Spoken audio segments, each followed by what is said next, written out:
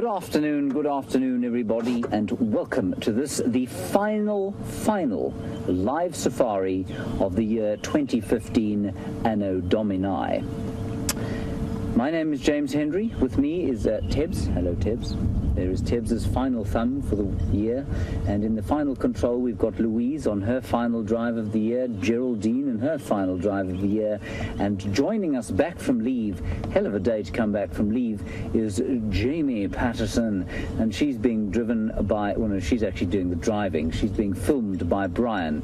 He has come back. He is still 6'4". His hair is still luscious and long, and he is very happy to be back in the wilds here in the northeast corner of South Africa, the western fringes of the great Kruger National Park. We're on a live safari, in case you've stumbled across this website and are wondering who on earth this blithering fool is yakking at you through the lens. You're on a live safari in the Greater Limpopo Transfrontier Park, and we're on the western fringes thereof, a beautiful private game reserve called Djuma, and it's a small section of it, on 900 hectares. To the west of us, we also traverse Arathusa, 600 hectares, so in total about 1,500 hectares or 4,000 acres of wilderness wonderland here in South Africa. There are some buffalo over there and some impala, and if you look very carefully, you might be able to spot a hippopotamus sitting in the pan. Now, as you may be aware, or well, I hope most of you are aware, this is a live safari, which means we do want to talk to you. Hashtag Safari Live on Twitter if you'd like to ask us any questions at all about, you can ask us about the year, you can ask us about the concept of Safari Live, and you can ask us about the wonders of the animals that we're hopefully going to see. And then questions at wildearth.tv if you have not advanced to the stage of Twitter yet, or you find communicating in 140 characters irksome. I'm certainly in that boat. And it was very quiet this morning, although we did have a very nice sighting of some elephants, two sighting elephants, and we had we also had a leopard this morning. We're going to go straight across to Jamie Patterson, who's already, despite having just arrived back from leave, managed to find some elephants. I will see you very shortly. Bye-bye.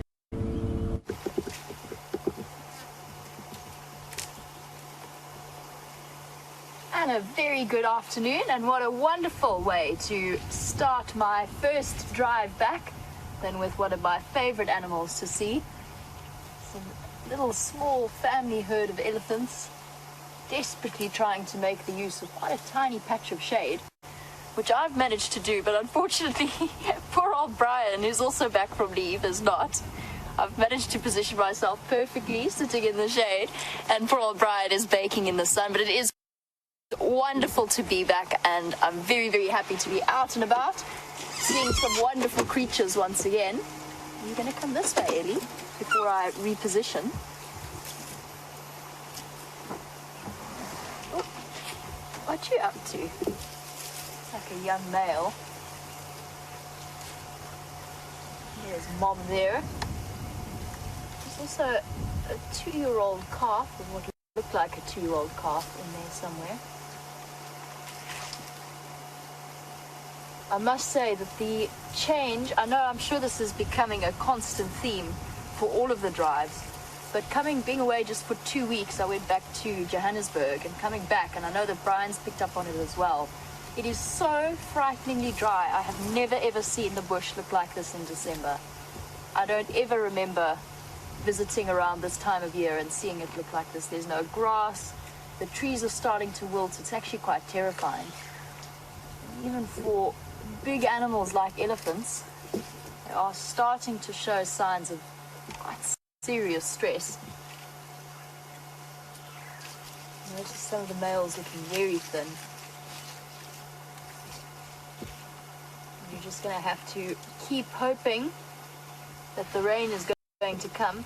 It promises every night that the wind howls and the clouds roll over, but it doesn't bring any moisture, and there's no moisture in the air either. It's going to be a very, very hard few months for the animals of the Sabi Sands. Afternoon stations, any updates? Now, for those of you who are not too familiar or haven't been watching for a while, we are on Rusty. Unfortunately, Wendy's had to go into town for some TLC, so we're on Rusty. I'm once again reunited. Rusty and I have a very close bond, and they say there's a fine line between love and hate. I guess I'm starting to be on the love side of Rusty, especially now that she has new shocks. Not nearly as bumpy, but that does mean that you are going to hear the odd communications through the Game Drive channel. It's because Rusty is essentially our secure but sort of standby backup vehicle. Our Ellies are playing hard to see. They are just blobs of grey skin off in the bushes, and I believe that James has another very large mammal to show you, so let's head across to him. Yes, indeed, a very large mammal, everybody, a giraffe, clearly. The southern giraffe, to be exact, one of 9 apparently subspecies. Biologists with not much else to do with their lives like to argue over whether there are 9, 7 or 11 subspecies of giraffe and whether they should perhaps be given their own species, each of them. I'm not particularly interested in that, save to say that there are different colours distributed about Africa with different shaped markings on their bodies, and I think that they are one of the most magnificent animals we have out here. And it used to distress me so much when people would come on safari and say, I'd say to them, well, what do you want to see? You know, come all the way to Africa, and what would you like to watch out here? And they'd say, the Big Five. And I'd say, well, does that mean you don't want to see giraffe? And they'd stare at me horrified, because such a magnificent animal shouldn't be considered part of what everybody thinks we should see is just ridiculous. Of course, a magnificent bull, this one. He's about 4.2 meters tall, and if you're operating in feet, you can multiply that by 3.25, and you'll get to roughly, say, he's probably about 14 or 15 feet tall. A beautiful animal. Just excuse me, we are on open Game Drive comms at the moment. And beautiful picture of them here, silhouetted against the late summer sky. Well, not late midsummer sky, really. Beautiful puffy white clouds that we've had today, and while the drought is very clearly still in full force, the temperature's actually been very pleasant. It's been about 31 degrees centigrade, 87 degrees Fahrenheit, and that's not too bad at all. I mean, it's a week ago we were wilting, but the leaves, despite the sort of pleasant temperature for the human beings, are wilting on the trees, and it's starting to look quite rough out there, but still fascinating. Now, giraffe are very curious, much more curious than so many of the other animals, and you see when we drove up here, he didn't disappear and melt into the bush. He turned around and he was having a look at us. He's still watching us. Well, as I say that, he's just sort of showing that he's not that interested in us. He's going to have a bit of ziziphus to eat. There we go. And you can see he's not the first giraffe to have eaten that ziziphus. If you look behind his head there, you can see a fairly leafless branch, and there's only one other animal that could have eaten that, and that would have been another giraffe. Elephants love ziziphus as well, but they tend to eat slightly lower down, and if they eat that high up, it's normally because they push the tree over and they're then eating off the ground.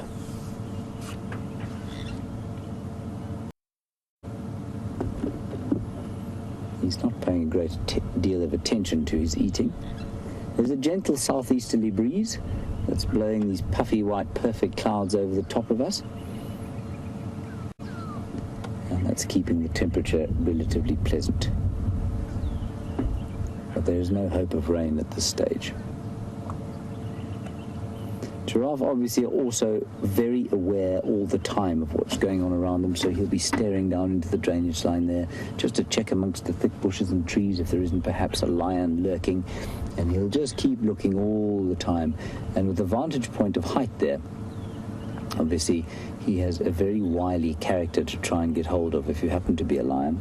And while we see many many buffalo being killed by the lions out here. Giraffe, not so much. And I mean, that's got partly to do with the fact that there aren't as many giraffe as there are buffalo, but I think they're also pretty difficult to bring down. Some prides will specialize in them because obviously the reward is great, but the risks are huge. They kick viciously with both feet, front and back, and they're obviously very wily. They can see what's going on.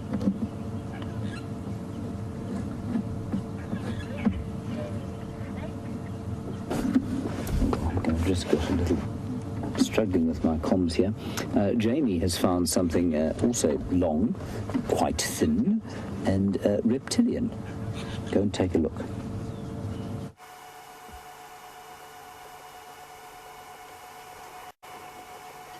How cool is this? It's absolutely incredible. Brian, welcome back. Yay! Well spotted, man. We've got not one snake, but two, what looks like mating snakes. There's the head of one of them there. And there's the body of the other one. This is so cool. I'm still trying to work out exactly what they are. They've got the most beautiful coloration. Very, very prominent scales. Almost with a puff adder-like coloration, but they're not the right shape for a puff adder. And it's definitely not a boom slung eye, so they're not boom slungs. Oh, this is so cool.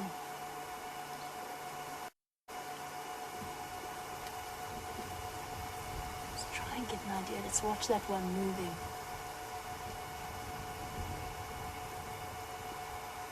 Does it have a... Oh no, I think that's my imagination. I was going to say, it looks like it has a bulge. I don't think so.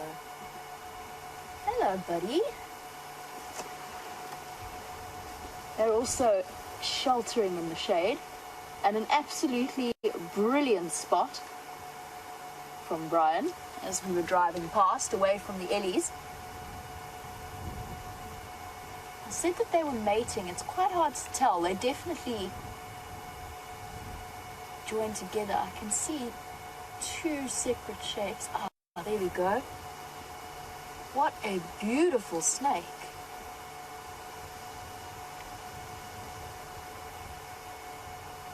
Look at those markings. Absolutely stunning.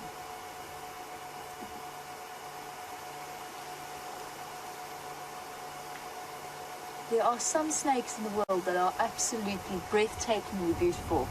I know that many, many people are very uncomfortable around the idea of snakes, but you have to admire the beauty of something like this. I'm just going to do a quick flick through my book and see if I can work out what they are.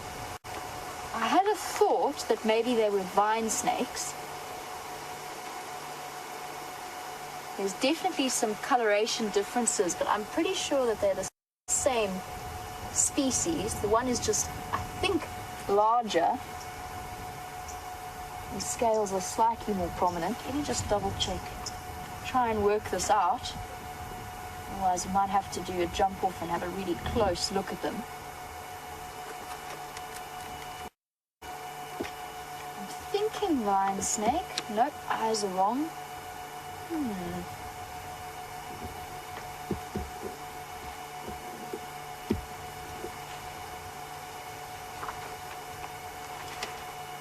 Gone, buddy. Let's just see. Now, identifying snakes, there's a couple of factors that you look for. The main one of which is the head shape, of course. You want to get a really good idea of the shape of the nose and the shape of the eyes. And you start looking at coloration and scales and size. These are quite thin snakes. They're probably about, just to give you a rough idea of scale, we've got the most incredible camera, so we can zoom in very close, but they're actually really tiny. So they're probably about, I would say, maybe this long. It's hard to tell when they're in the tree, but that's about 14, 15 inches long, and they're quite thin. They're about sort of that wide at their widest. No, even smaller if I look at them now. So although we're zoomed in right up tight, they are a tiny species of snake, or a young snake. Let's try and figure this out. What do you guys think? Any suggestions as to what particular snake this might be? There's considerable variation in terms of coloration of snakes, so color isn't always the best way of going about looking at them. It could also be a bark snake.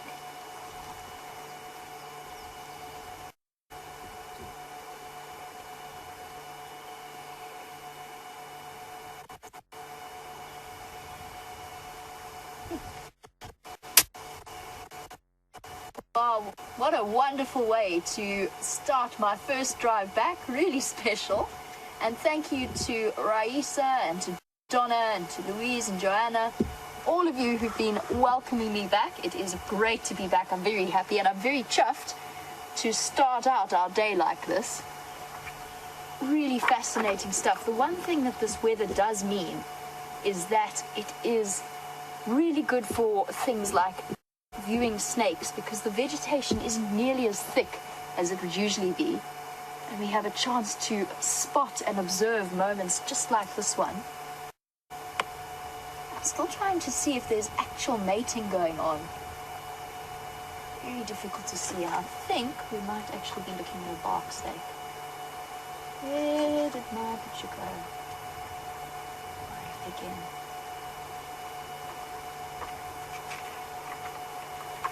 Just looking at the shape of the head from that brief moment that we had it, as well as the coloration.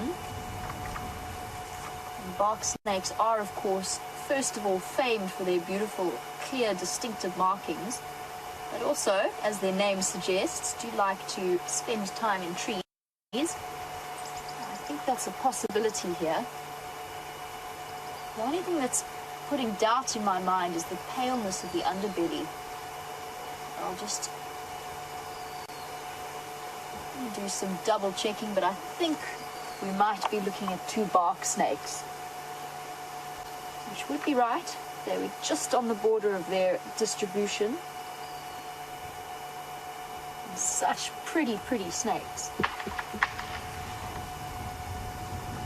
Here the eddies off in the distance as well, starting to move as the afternoon slowly cools down.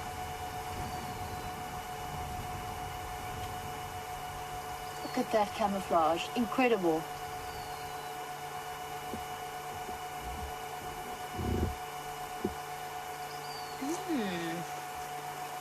So Nick and Gert have suggested that it is a rhombic egg eater. It's possible. The only thing that's making me doubt it is maybe the shape of the head, but then I didn't get the best look at the head shape itself. I don't think it was them though. The nose looked slightly sharp, but generally egg eaters have quite flat snouts. And to me, that one, these snakes look like they had quite sort of elongated heads. I'm going to show you a picture of the bark snake in a moment. And you can see if maybe this is a possibility just by looking at the markings. And there are, of course, significant color variations in terms of the different snakes that we get around here. Whew.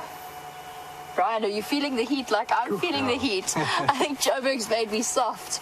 Here you go. I've just had a look at the shape of that head in terms of the bark snake. And they very often inhabit trees and rotting logs, occasionally rock cracks. And let me show you the next picture on the other page, just so you can have a look at those distinctive markings and that quite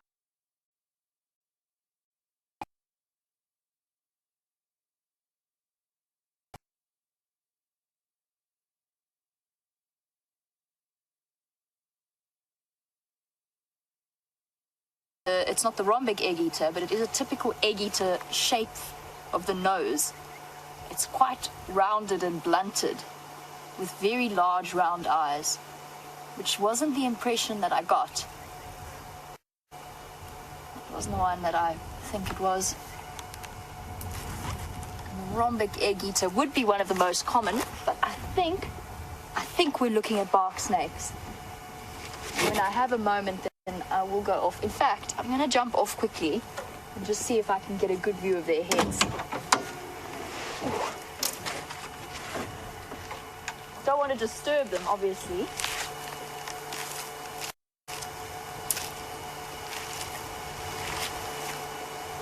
Hello, guys. Beautiful up close. They are absolutely stunning. There's your head. There's your head. Very long, very elongated head. Beautiful snakes, absolutely incredible looking. I'm not going to touch them because they are very much intertwined, and I think that it is distinctly possible that they are mating. So I'm not going to try and disturb them. I don't want them to separate because of our interference. Absolutely beautiful.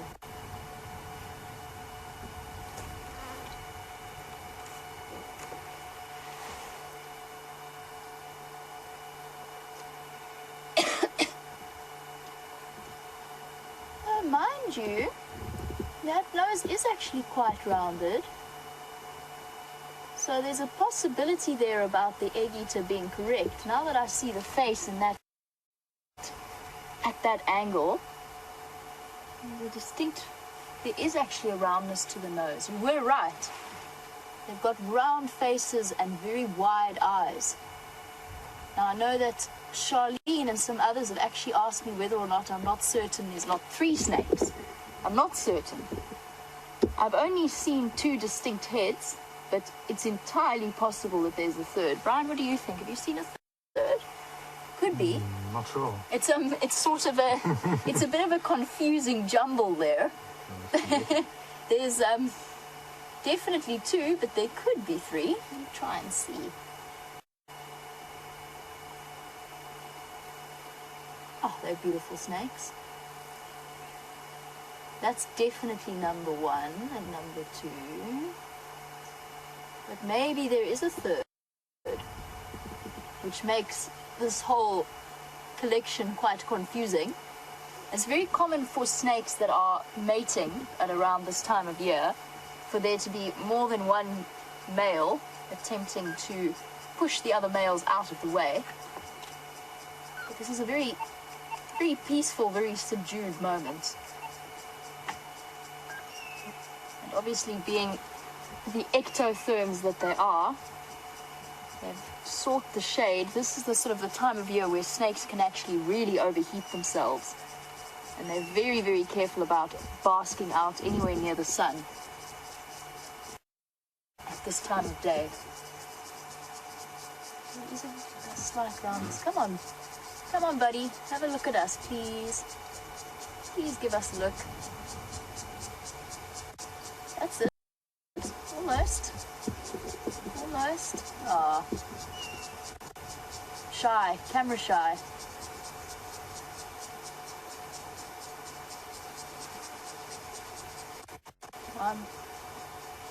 If you guys can take a lot of screenshots for us, that would be wonderful.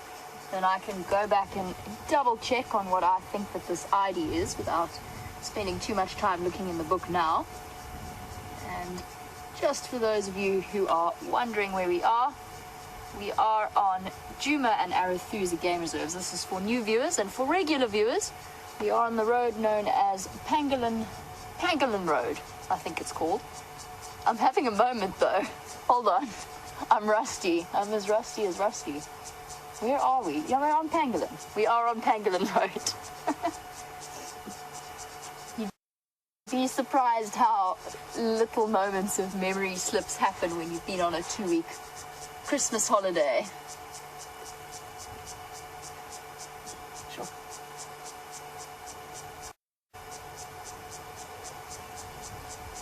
You wouldn't think that that would be the most comfortable tree.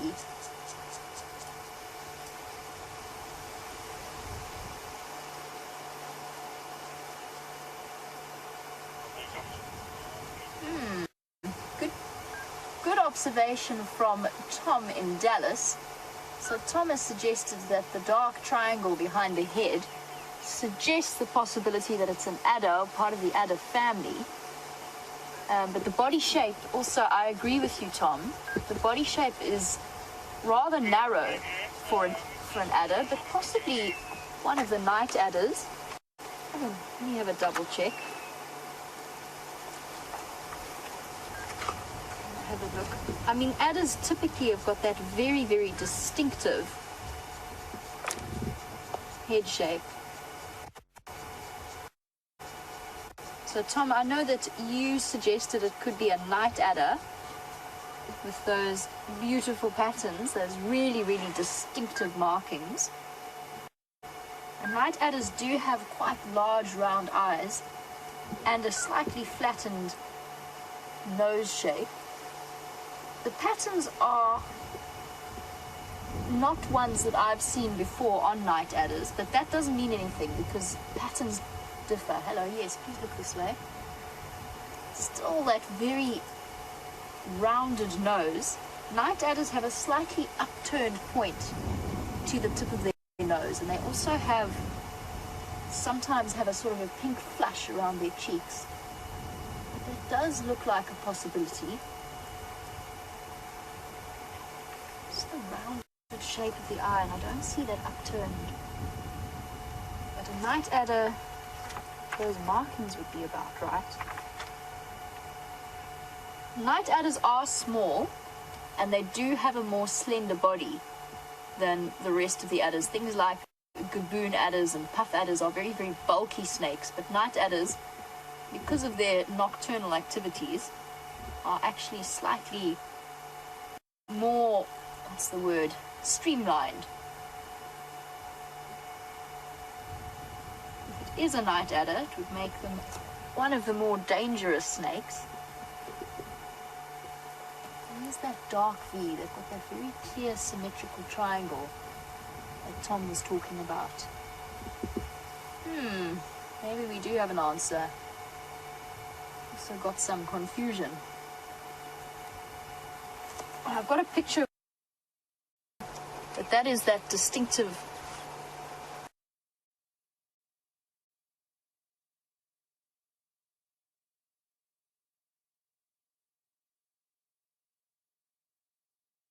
nose.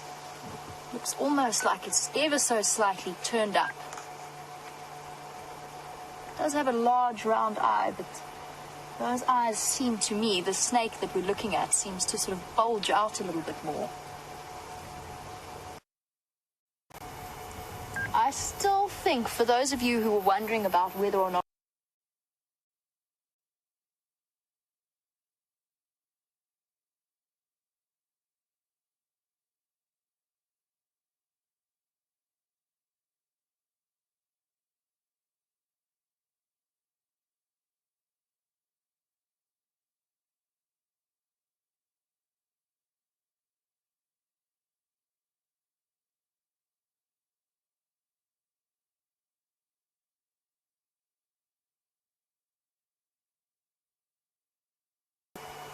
yes, there is.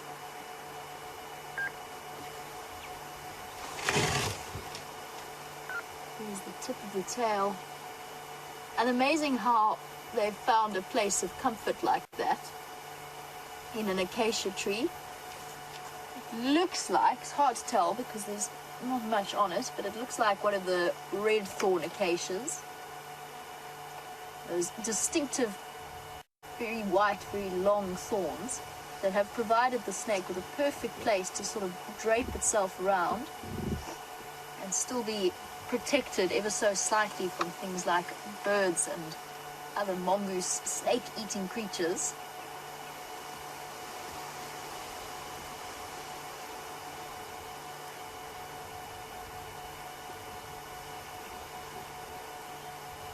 Well, thank you for sending through your screenshots. I will definitely be having a look after drive and asking for second opinions as well. I'm starting to be swayed on the night adder front. I'm almost just with those distinctive markings. I think that is what it could be. And the shape of the head is almost exactly right. Almost. There you can see the color difference clearly from one snake to the other. This one that we're looking at now has got the clearest, lightest markings. Incredibly striking. And the second one is slightly, I suppose, more dull. No, duller. What is it? I think it's duller. Is it duller or is it more dull? Duller. Duller. It is duller. It is duller. Had a moment there as well. It's because Brent keeps correcting me every time I get that wrong. It's made me nervous. And speaking of Brent, for those of you who watched the great race this morning, Brent is now hobbling around like he's completely injured himself. He's popped his hamstring out in his desperate attempt to beat James. I'm sure he'll be fine though. The hobble seems less apparent when people are not watching him. It's amazing how comfortable these snakes look. Draped across the thorns.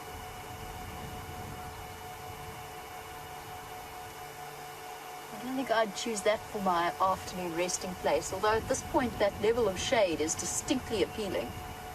Luckily Brian and I have got a slight breeze to relieve it. Look at that incredible tail. And within that incredible coiled body, so many muscles acting together in the most phenomenal way. I think snakes' anatomy is absolutely fascinating. Well, we have spent an amazing time with these two coiled snakes, and I believe that James has found some elephants, so let's head across to him. A small group of elephants feeding along the fringes here of the Umlulwati River, a great raging torrent of nothing at the moment, but you can still see that there is sand underneath the surface here, and that's why the trees are tall and the water table is high, and that's why the elephants will be found more and more in these kind of fringe-like areas over the next little while.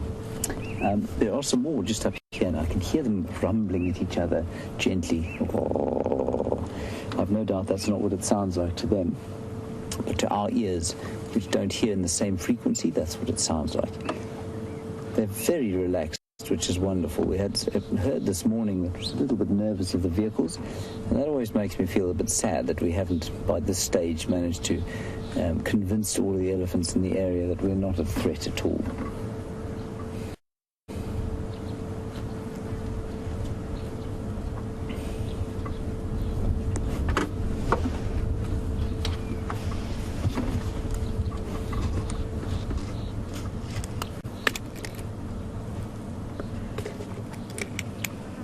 Now, Christopher, you're in Arizona, and I think Arizona is a pretty dry place, part of the world, and you want to know if these animals will, as the drought worsens, migrate away from Juma. Christopher, in theory they could. In practice, I don't think they will, and there are a few reasons for that. One of the reasons, Christopher, is that the whole of South Africa is experiencing this drought. It's not just this region. And for them to move into a region where there was more water, they'd probably have to go a great deal further than they could, given the boundaries of this sort of natural area. So we live in the Greater Limpopo Transfrontier Park, which does extend all the way into Mozambique. So I suppose if they had to, they could go all the way east into Mozambique and perhaps try and find water on the Limpopo River. That might be possible. More likely, there would be some local movements, yes, Christopher, down towards, say, the Sabi River, which is a perennial river to the south of us. The Sand River, I believe, is starting to dry up. They could go to the Olifants River, to the even further to the north of us. The Letaba River, I believe, is almost dry, which is also north of us. The Levuvu, way up north, they could go to, I suppose, but that's also probably dry by now. So the reason they won't move away from this area, Christopher, this is because we're in the Sabi Sands. All of these little reserves are privately owned, and although none of them are bounded by fences. They are bounded by human property laws. And what that means is that everybody is on his own little patch. And because everyone is on his own little patch, human being-wise, everyone's got a little dam or a pan or something like that. And that means that there's actually not a lack of water for things like elephants. So the chances of them leaving this area completely are actually very small. Very good question, though. Thank you, Christopher. And traditionally, I think what you would have found in history would have been, there was some large insect. It was a click beetle. Click beetle sitting on the end. There he is. I don't think you're going to see him. He's very camera shy. There we go.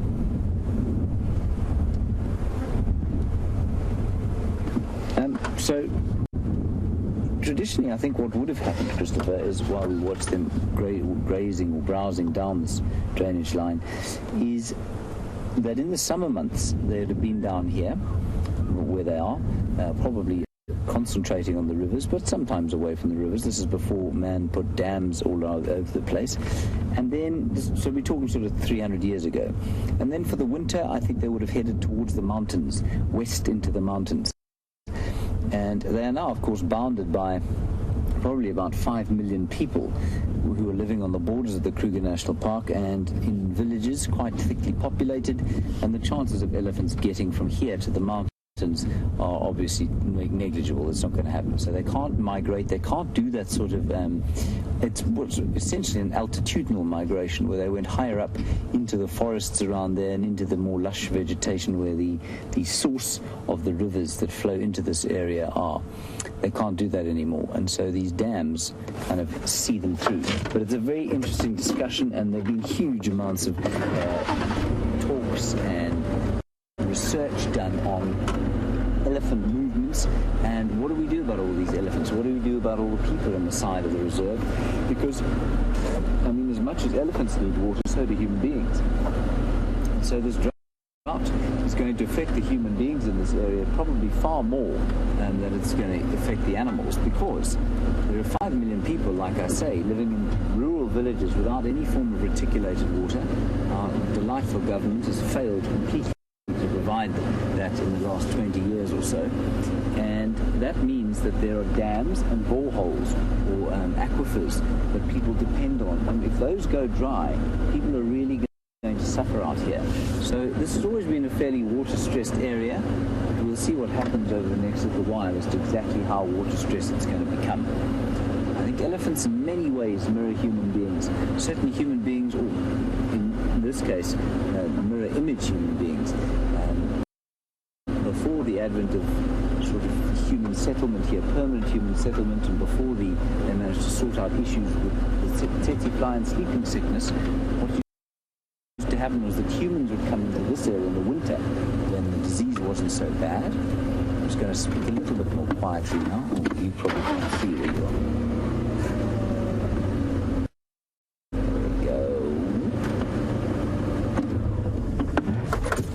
So what would happen is that people would move into this area in summertime, and then in wintertime, people would be in this area in wintertime, and then up in the mountains in the summer to get away from the tsetse fly and the mosquito. And the animals did kind of an opposite. He's just very cross with us. Yes. Very strong.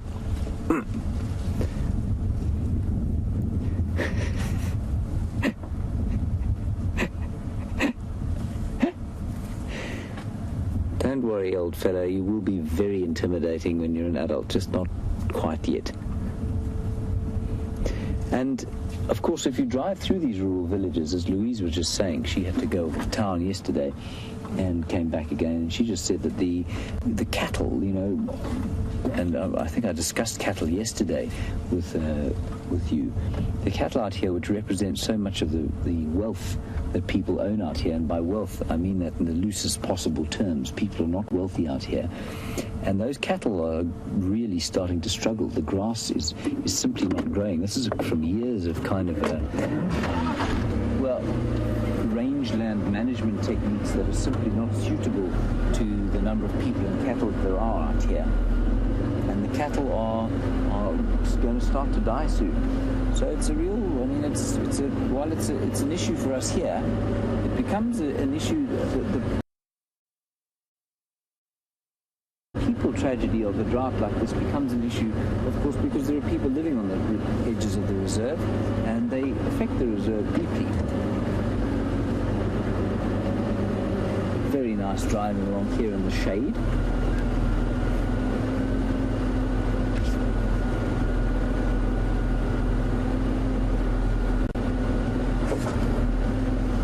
Maosu, we've obviously noticed that the elephants are perhaps not as fastidious as they might be at cleaning off the dirt of vegetation. So that's sometimes what they do. Otherwise, it'll just pass straight out into the dung, and I don't think it has any effect on the digestion at all. Good question.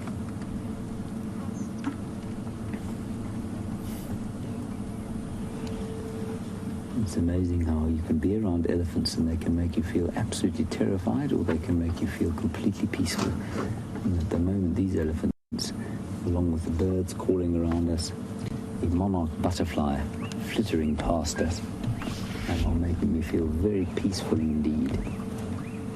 Even this little chap who's not very happy to see us. He's smelling us. He's actually quite entertained. Of course, he's exactly like a sort of young human being who's supposed to be eating his supper, and instead he's playing. He's throwing sand on himself with his trunk,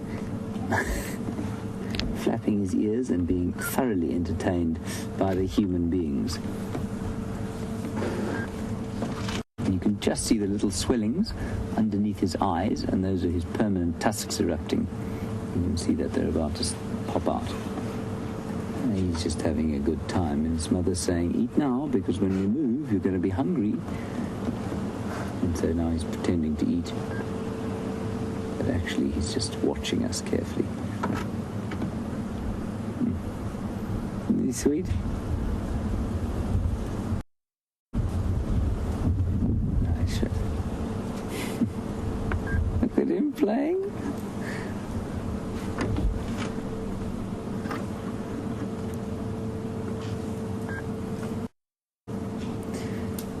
Cindy, we get this query relatively regularly, and I'm not sure that I've ever convinced myself of the answer I've given. So, Cindy, thank you for your question. You want to know about the wrinkly nature of the elephant's skin, and is there any sort of biological or useful evolutionary reason for the wrinkly skin? The only one that I can come up with, Cindy, is that it increases the surface area, and what that means, and reduces it. So, I mean, if you've got a wrinkly skin and you expand the skin, obviously you can increase the surface area, and if you sort of pull your tummy in, if you like, you can decrease the surface area again. And I think that might have some kind of helpful effect in heat balance. All of the big animals, like, rhino and hippo both got very wrinkly skin, and I think it might have to do with heat balance and that sort of thing. Apparently an elephant's skin is not waterproof, which is quite interesting. It's very thick, of course, so it's hardly like they get flooded out inside, but apparently not quite as waterproof as our skin. I have read that. I'm not convinced that it's true myself. But I couldn't give you a better answer than that, Cindy. So if anybody's got a better idea as to why an elephant should have wrinkly skin, other than just because that's the way it is, which is very seldom the case in biology, of course, please let us know. #Safari Live, questions@wildearth.tv. So often these questions are answered by a clever viewer who's either thinking dead straight or has done a bit of research or read this or heard that. And we all learn so much from those sorts of interactions. You can see the big cow over here is streaming from her temporal gland, which is just behind her eye and in front of her ear. And that's an indication of some kind of stress. It could be heat stress. It could be water stress. She might be thirsty. It might be that there's been a bull chasing around the herd. But she's certainly not stressed with us. If she was, she'd be a lot more upset. She's just tossing some sand on herself to make herself feel better.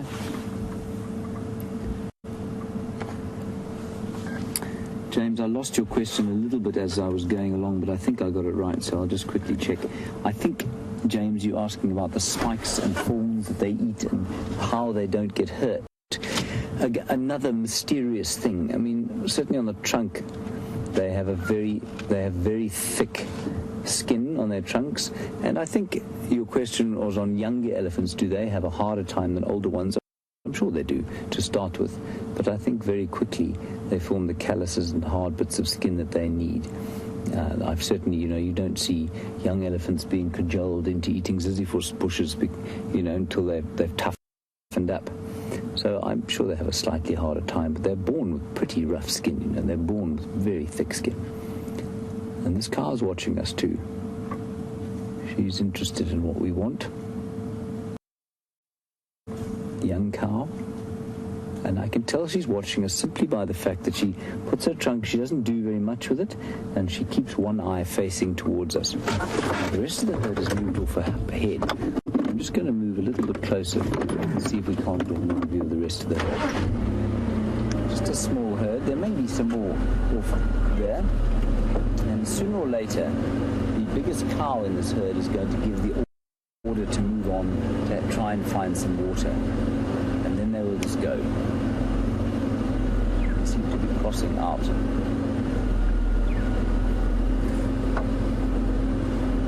Stop here.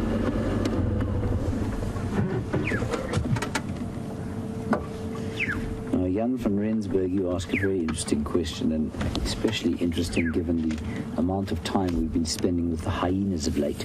You want to know what I consider the most intelligent animal. Well, other than Chapiso Sanchez Seleke on camera, the most intelligent animal in the bush, other than the human being, of course, as I think is what you meant, elephants certainly give that impression, but the hyenas are apparently tremendously intelligent, and apparently you can predict the intelligence of an animal from the complexity of its social structure. Now, the complexity of a hyena's social structure is not actually seen in anything other than primates. They've got a social structure that is as complicated as vervet monkeys or as complicated as a baboon's, and they reckon that they're probably as intelligent as that. So if I wasn't going to go with one of the primates, because I think the primates would learn faster than any of the other animals here, with the exception perhaps of an elephant, I would have to say the hyenas.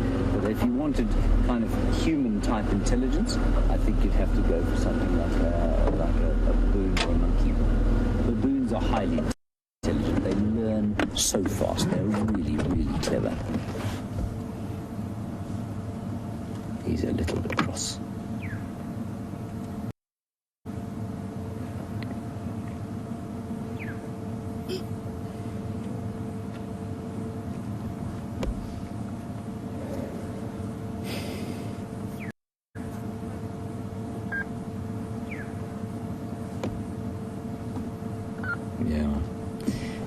These horrible stories. Mike, you're in California, in Florida, and you say you've got a friend in California where they've also been experiencing a drought, and he's an avocado farmer. He's had to chop all his trees down because he can't water them anymore. And yeah, that's starting to happen around here too. The farmers in the Free State, the breadbasket of South Africa, have been planting corn, which of course is the staple diet of most South Africans, and it's just not coming up because there's just no water. Now, whether it's human-induced climate change or just a normal drought cycle, the fact that there are so many more people around makes it that much more dire, of course.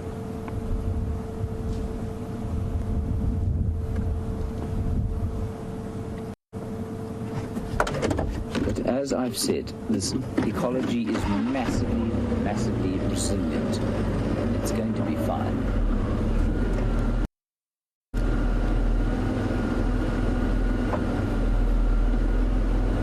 Bethany, you might be onto something there. You say, could it be that the the elephants have got wrinkly skin because they keep on growing until the day that they die, and it's just space for them to expand into. Bethany, I would say yes, if the skin of sort of other young mammals was also wrinkly, allowing them to grow into it. But if you think of a baby human being, while some of them are, they're not wrinkly, they've got kind of fairly taut skin. And the skin grows in other ways. It doesn't have to sort of allow for that kind of expansion. So I would say I don't think that's what it is, Bethany, but I certainly wouldn't say that it's impossible. Let's sneak a bit forward.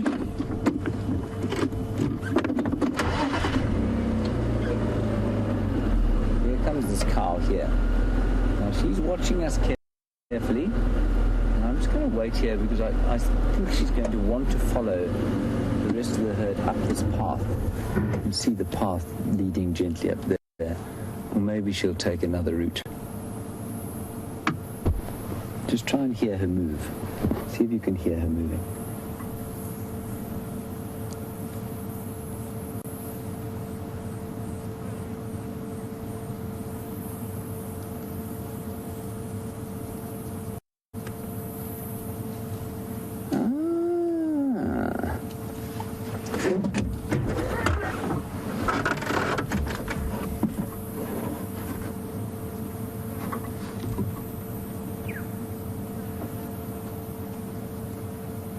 So very nice comment here, and the thought that elephants have got wrinkly skin because it helps to trap moisture between the folds of the skin, which reduces evaporation and in turn aids with heat dispersal. Now, very nice arguments with this kind of theory. At least Indian elephants and forest elephants, both of which live in very shady environments, are not nearly as wrinkly as these elephants are, as our normal sort of savanna African elephant. So that's a wonderful comment. Thank you very much for that. Let's head across to Jamie. Apparently she's with some buffalo, and I'm going to continue down this drainage line in the hopes of coming across Kurula, the great queen.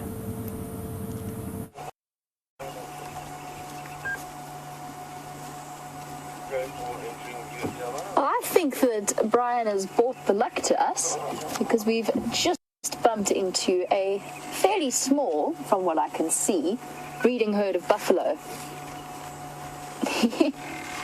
Trotting with great energy across the road. You're very sprightly for this kind of temperature.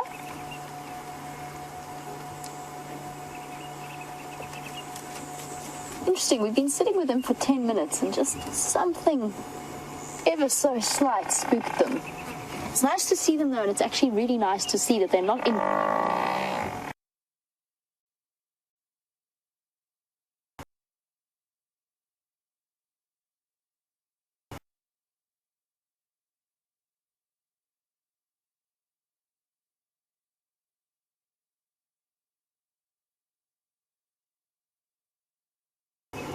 unstable looking flight, rocking from side to side. Whoop, disappeared behind the trees.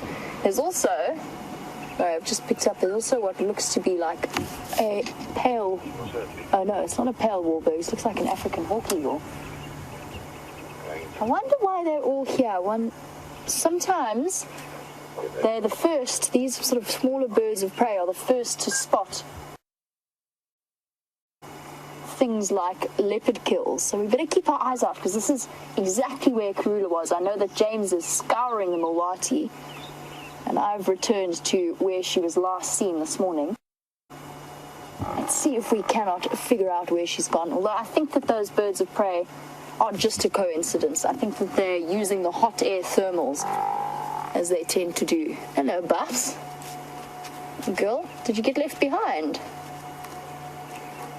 I'm still trying to catch up on the whereabouts of all of the various animals around here. But I know that the Birmingham boys have been spending a lot of time just south of our boundary and just to the east of us. Now, there's a very good chance they're going to be following behind this herd of buffalo. Shame, and these buffalo are going to have to... They're probably on their way to find some water. And the nearest water, apart from the Juma Dam, which is about 2 kilometers away,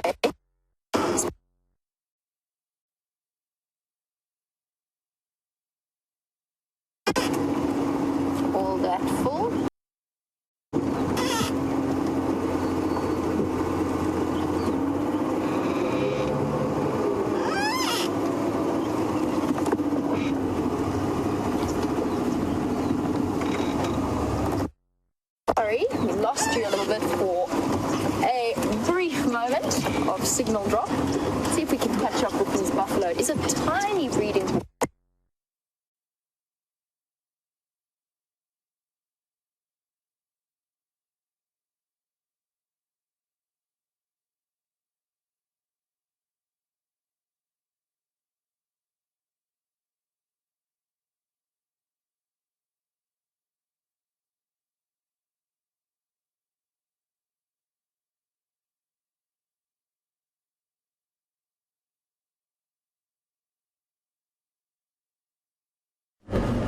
You know, just as soon as Rusty gets something right, she goes and gets something wrong. Fortunately, black screen. We're driving along the same drainage line that we were in. We're going under a bough of beautiful trees. One tree, in fact. A russet bush willow, Combritum herreroense. And we're at the other end of the drainage line where Karula was last seen. Now, as we know, leopards do like drainage line areas. Now, that is not to say that they enjoy walking in the sand. So the last time that I followed Mvula down here with Scott and the two trackers during Big Cat Week, we spent 6 hours with him. And he walked basically through the thickets on the side of the drainage line, basically trying not to break cover. And that's what they do. So when you're driving along here, it's all very well driving along looking from side to side. You really need to peer into the bushes. And having followed that leopard for 6 hours through this kind of vegetation, if they don't want to be seen, it is simply impossible that you're going to see them. So if Karuna was 3 feet away from the edge of the drainage line here, she could go to ground. We'd have no idea that she was there. We'd be none the wiser at all.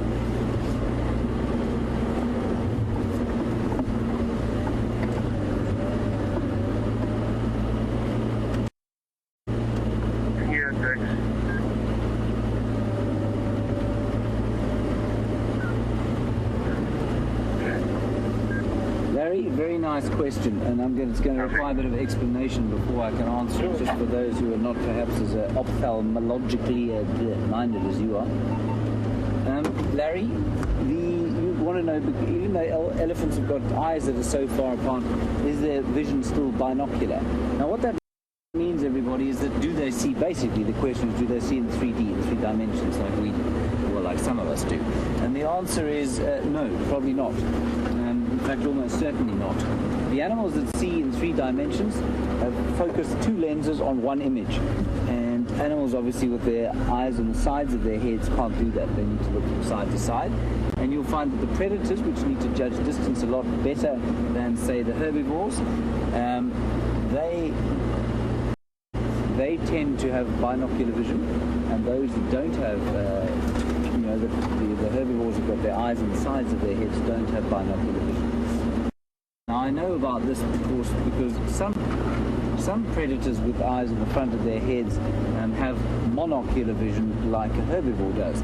I happen to be one of those predators. It is a defect that I wouldn't know the difference. I mean, you know, all it means is that if I go to a 3D movie, for example, while everybody else is pushing back into the back of their seats because they're terrified of the images leaping out of the screen, it looks like a completely normal movie for me. And so I don't think, you know, the world wouldn't look that different to you, I don't think. But it just means that you don't see in 3D if you don't have binocular vision. So elephants, herbivores and me, we see the same. Lions, leopards and the rest of you will have what we call binocular vision, which means you can judge distance. Birds, of course, also have binocular vision, and that's very important. If you're flying in either to catch a francolin on the ground as an African hawk eagle, or you're a swallow trying to catch insects in the air, or perhaps you're just a humble crested barbet coming in to land on a tree. Can you imagine you coming in at the speed of probably 20 miles an hour? You've got to flip up and stop and grab a branch without falling off it.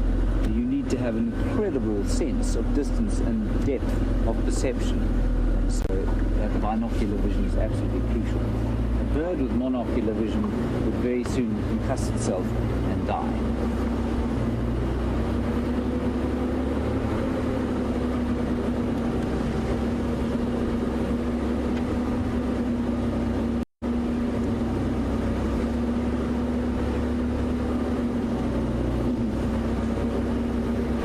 van Rensburg, I was hoping desperately you weren't going to point this out. You have now. So now you've opened a can of worms.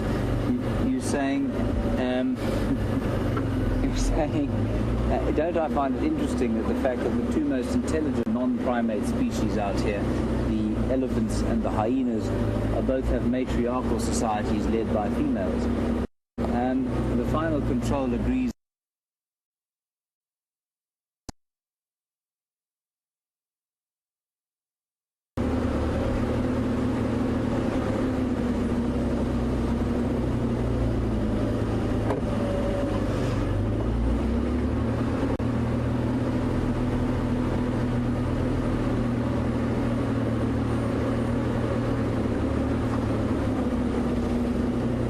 You're in San Francisco and you've noticed that raised arch, the kind of vertebra of the lumbar and probably, just the lumbar spine, thoracic spine, and perhaps pieces of the lumbar spine sticking out of an elephant's back, and you say, is it internal or is it an external spine? No, it's completely internal.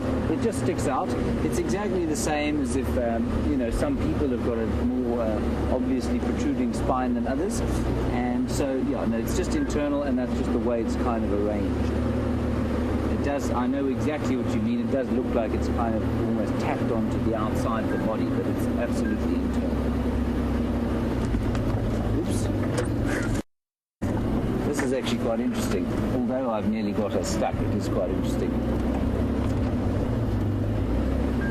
That, everybody, is the sign of a drought. If you look at the head on the ground there. It's a hole that's been dug by elephants looking for water.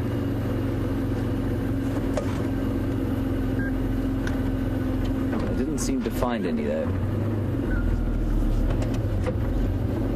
Try and go round it this time round. Never can tell with her jigger if she's going to make it through those sorts of things. She's an old girl, you know.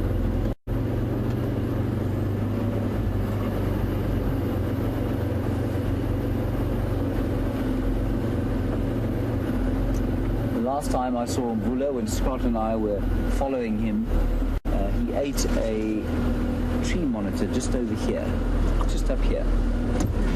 What have we got? Tibbs has spotted something. What is it, Tibbs? Tell me it's the leopard and I'll be really pleased. It's not the leopard.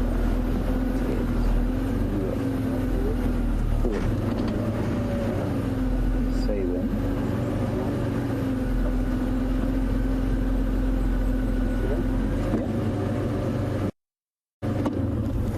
That is an absolutely brilliant spot by Chapiso Sanchez Seleke. Hold on, Tibbs. I can actually see it on the. I can see it on the screen. I can't see it in real life. Oh, there it is. That's an enormous tortoise. Enormous leopard tortoise. Just as we've got a wonderful greeting from Hayden Turner, the Afro-Austro-African living, the Anglo-Austro-African living in London, probably watching with Jack, aged 5. No, Jack, I know you're 9. And he just wishes everybody a happy New Year. And Hayden, we wish you an equally happy New Year, and hope that you enjoy your tortoise gift. Probably still be here when you get back. That's a big tortoise, everybody. That's a leopard tortoise, and they're rumoured to be able to live for 100 years. Let's move a little bit forward. There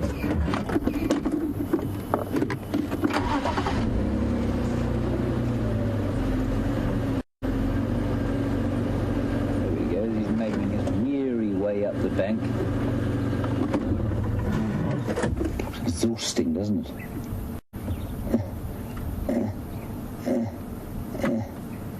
There he goes. He'll be up there by June, I think, probably.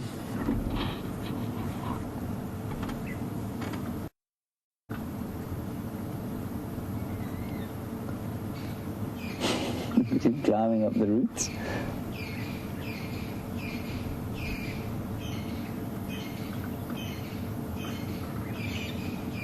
Now, let's see what happens when he gets to this fairly substantial obstacle. Oh, you can't see it. Hang on, let me go forward a bit before he gets there, before the excitement becomes totally overwhelming. Got him, Tibbs. No. Yeah. Oh, very clever. He's going round it. Who would have predicted that?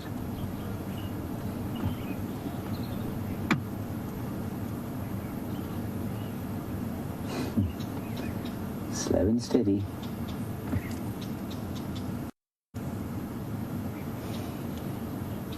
Tibbs, of course, has spotted the last, 4 or 5 leopards we've seen on this reserve.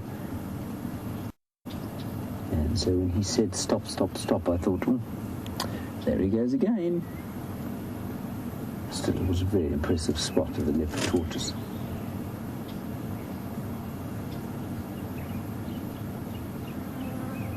You might be able to get a sense of a piece of this, the trees in this drainage line, the odd bird tweeting away, a bulbul or two, a white-browed scrub robin.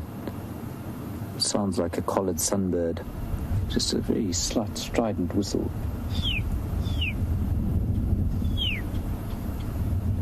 A red-backed shrike off to in the distance. And a lovely cooling breeze blowing up through the trees.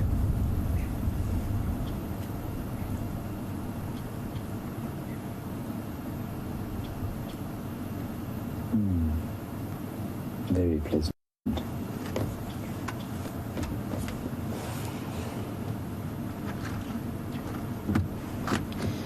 Normally, very nice question. If elephants get really desperate, would they try and invade swimming pools? Normally, they don't even have to be desperate to invade swimming pools. They do it all the time. Certainly in camps where there are swimming pools, you will find elephants, and especially unfenced camps, they'll definitely come and drink out of. Look how slow and steady he was. Very clever to get round there. Now get up the next one, fella. Yes, certainly they'll come and invade pools. And the camp I used to work in Gala, there was no elephant fence at all. And so we used to fairly regularly actually have to fish baby elephants out of the pool. And that was always quite a task because the females would be very desperately worried. But you could get them out if you wedged them out with a bit of you got them to the shallow end, they could normally climb out. And it was interesting how the mothers would normally realize that you were trying to help, and they'd stand back and let you do what you had to do, and you'd get the baby out, and then they'd rejoin and run off indignantly. But absolutely, they don't even have to wait for the very dry times to go to pools, because they like clean water. Pools are clean. Well, normally, depends on who's been swimming in them, I suppose. But generally the water is pretty clean. There's another hole that we're about to go through. You'll feel it. Yeah.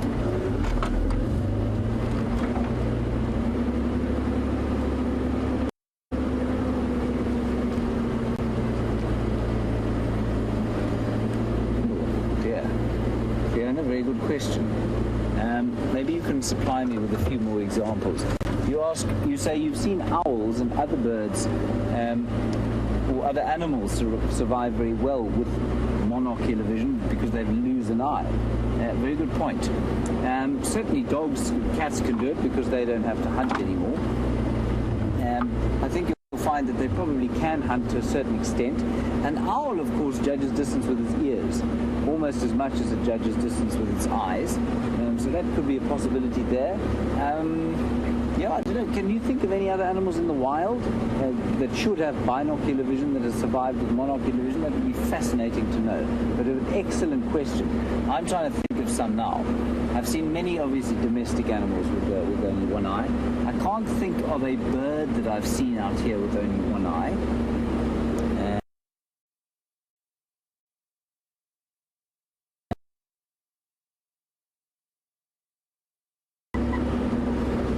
Over there, just 2.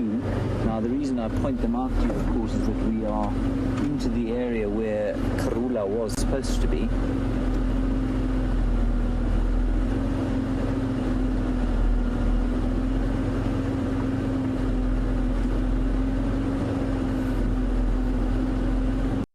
Yes, 30 in the Netherlands, and you're challenging me, and I think it's great. You want to know how on earth, if herbivores don't have and I can answer this question for you, of course, because I am the same. Herbivores don't have binocular vision. How on earth are they able to tell how close a predator is? It's not a question of being completely unable to judge distance. So I can only speak from my own experience. I can see that tree is not as close, as the tree 30 meters behind it. So I don't see completely in 2D.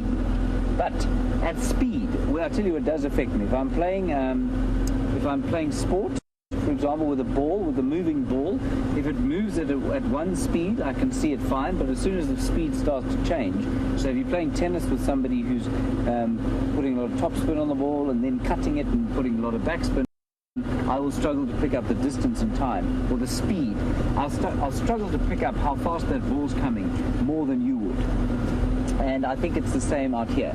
The advantage of not having that extra bit of three-dimensional vision and depth of perception, the advantage of not having it is, the advantage of having the extra peripheral vision is larger than the disadvantage of not having that slightly extra depth of perception, and the opposite is true for animals that hunt and need to look in front of them, and birds that obviously need to land on branches. So that would be my argument for it, but I'm more than happy to entertain any thoughts on the subject, because I think it's quite interesting, being a sufferer of monocular vision myself.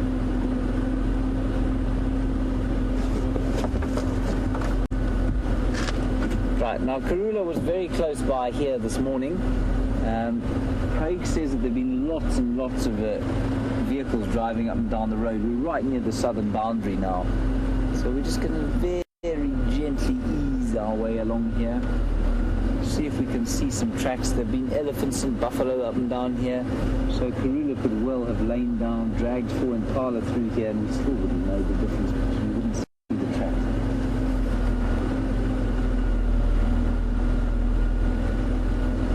We shall drive very slowly. Now, this used to be called, or is called, Twin Dams. The actual place that we call Twin Dams is just up there. And we've just driven past the first dam that gave it its name. You saw the bank. And this is the second one here. They've been blasted out at some stage. I'm not sure why they were destroyed. I think it's a very good thing that they were.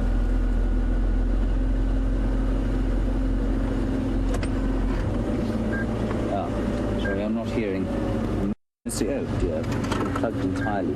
Apparently I need to link to Jamie. Don't know what she's got. Let's go across to her. I'll catch up with you. Protect.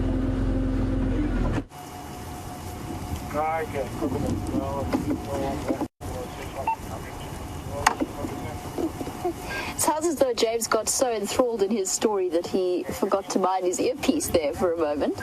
Now, I was going to have to tragically tell you that we had to leave the herd of buffalo in order to go in search of better signal.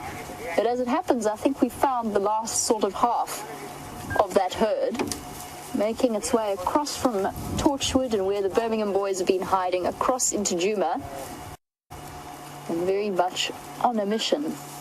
And they're all looking surprisingly good. I'm happy to see that they're not really, don't seem to be suffering terribly just yet from the effects of this drought. They're very clearly on a mission to somewhere. I'm not sure where that mission may be. I think keep your eyes on the Juma Dam camera in the next, I would say, the next 45 minutes or so. It seems to be the direction that they're heading in. It's the only place that they're going to find any water at this point. Hello, guys. And for bulk grazers, especially like buffalo, that are so reliant on the grass, this grass is not really providing them with, or is not going to keep providing them with the nutrients that they need. And a lot of these females are going to be pregnant. There's usually a peak of buffalo births around January to about April or May. So they're going to need all the nutrition that their bodies can get. And they're really going to struggle. Shame, packing together, looking to escape the heat of the afternoon sun. actually some very attractive females in this herd. They've got really pretty symmetrical horns.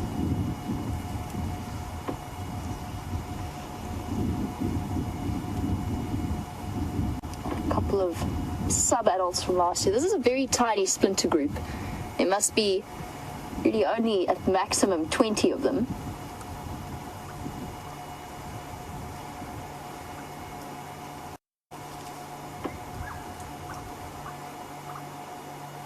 I'm gonna keep shuffling forward. We've just ever so slightly moved off the eastern boundary, cheetah cut line. We're right on the corner, the south.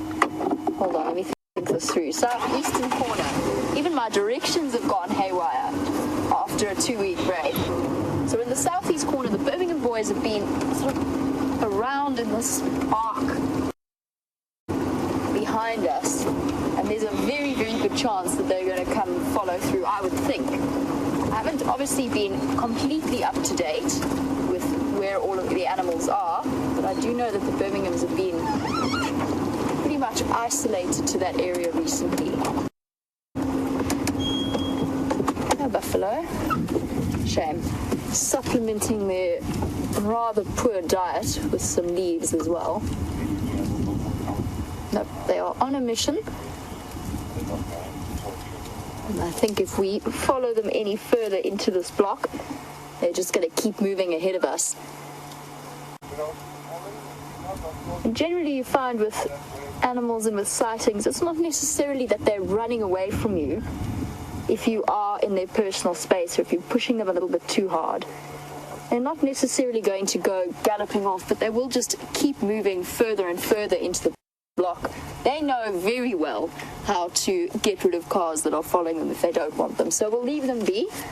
We'll let them start heading up. They've changed direction now. They're going north towards Buffelshoek Dam, where they will be sorely disappointed from what I've seen. I've been, of course, keeping an eye on all of the screenshots that many of our regular and loyal viewers post. So I've seen what Buffelshoek Dam is looking like at the moment. And there's absolutely, it looks completely and utterly dry. Try not to put poor old Brian into an apple leaf on his first day back. Maybe an apple leaf's okay. There's no thorns. Not when he's brought such good luck on our drive.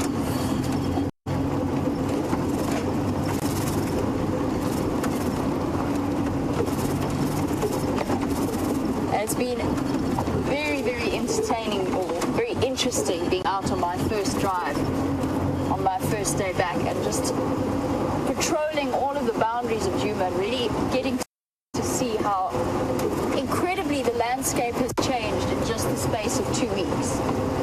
It looks like a different place, and it looks like the bush in midwinter. Even though the trees have leaves, they're all starting to look incredibly wilted.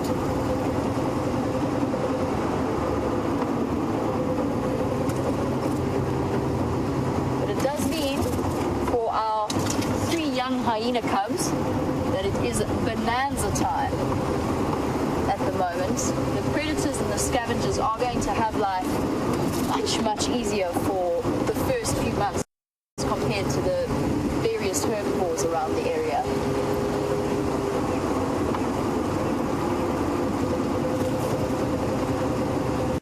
Okay, I wonder where those buffaloes are going. They must be heading towards the Djuma Dam, where, from what I understand, Peter the pond hippo has been contributing to the water's sort of pollution by defecating in it. And it really is the last, that and the Gallagher waterhole are really the last points of water on Djuma that are left. I know that Ryan's headed off in search of where Karula was. I've double-checked that drainage line, that tree. Doesn't appear to still be there. It looks like she's moved off, and I think she's moved further down the Mulwati.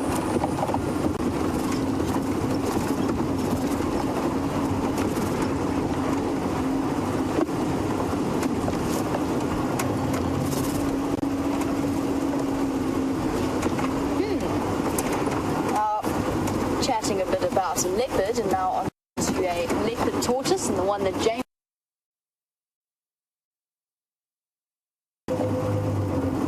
a dance off.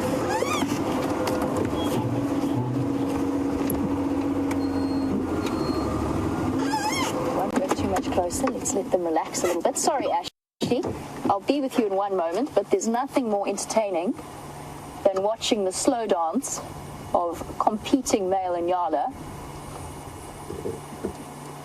And this is how they intimidate each other. For new viewers, this puffed up look is known as piloerection, and it's to make yourself look bigger than your competitor as a way of avoiding physical contact until absolutely necessary. So obviously with all animals, they'll try and avoid a fight to determine their dominance unless it's at the point where they're very evenly matched. And then Inyala complete the look by doing this very slow, very high step walk. Come on, boy, you actually have to show them now, please.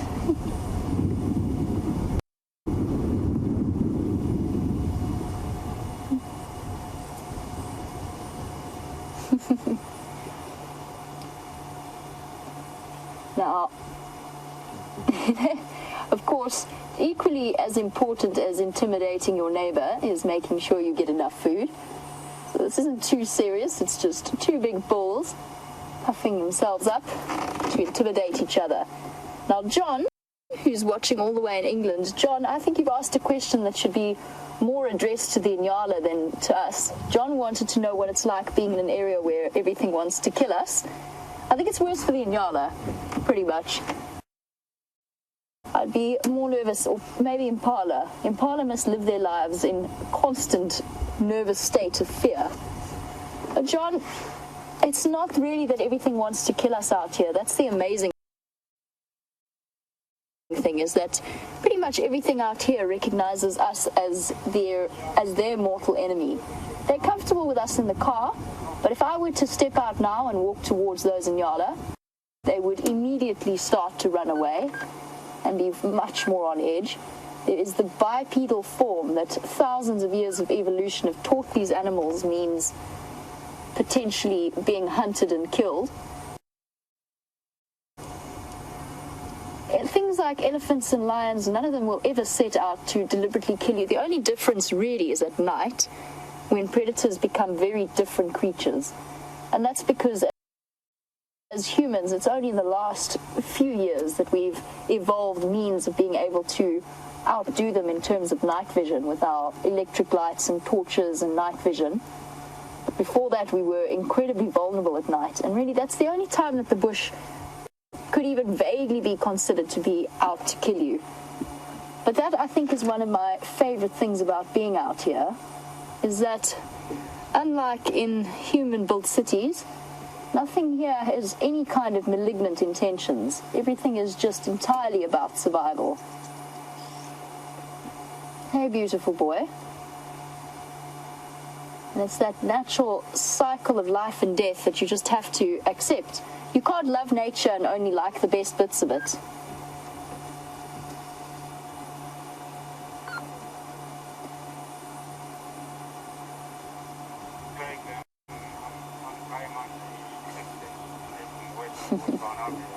Now, the one thing that does set out to possibly kill us, probably the most dangerous thing that we encounter in our lives out here, is the sun.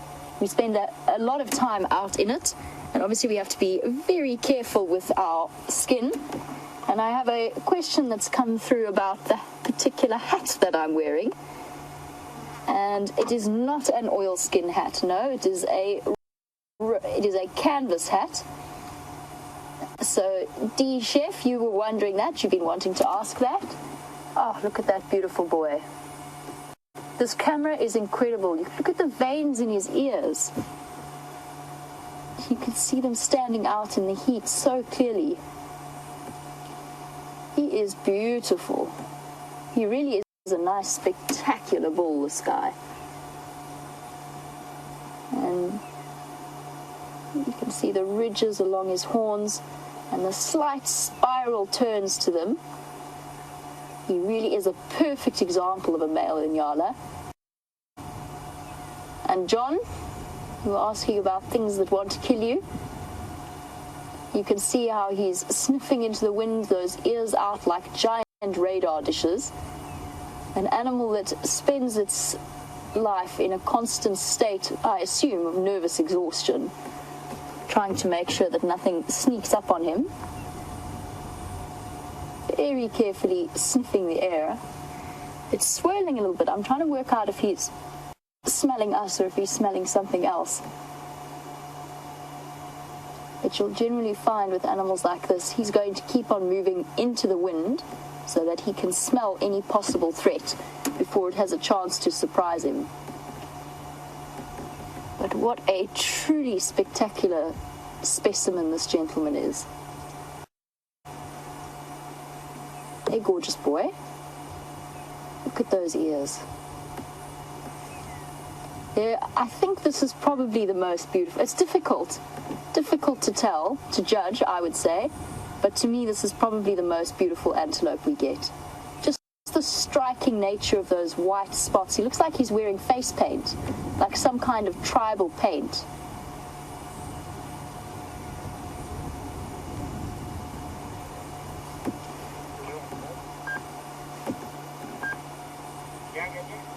He's obviously abandoned his disagreement with the other male. I can't even see the other male anymore. It's moved off into some quite thick bush. And that beautiful shaggy coat of theirs, completely, as of course our regular viewers know very well, completely different to the look of the female Inyala. The antelope with the biggest sexual dimorphism of any of them. Just that huge difference between them.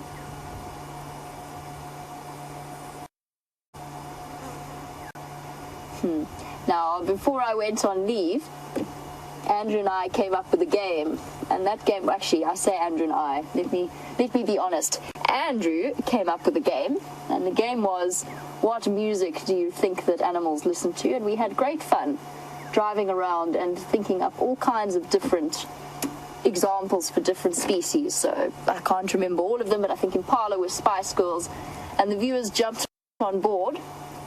So what song do we think that this particularly spectacular Nyala would be listening to, if of course that he could listen to music?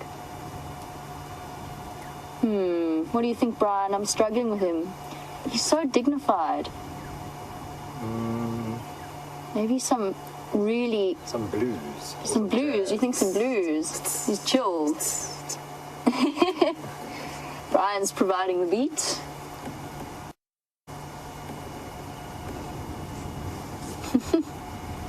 I'm just thinking about that slow dance that they do. And for some reason, the Danube Waltz comes into my head. Oh, that is stunning.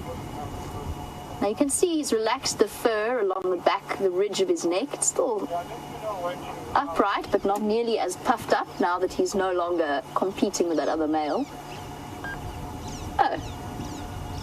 Oh, that is, he is absolutely, really a spectacular boy.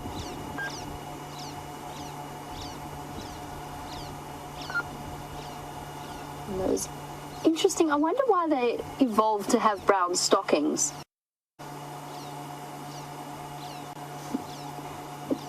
And Kirst reckons that the Inyala's listening to Mango Groove. I think that's also a distinct possibility. Oh, here comes our second male. Oh, sorry, Lou. It was Lou and Jerry who think that they listen to Mango Groove. Our two lovely, lovely ladies in FC. My absolute apologies.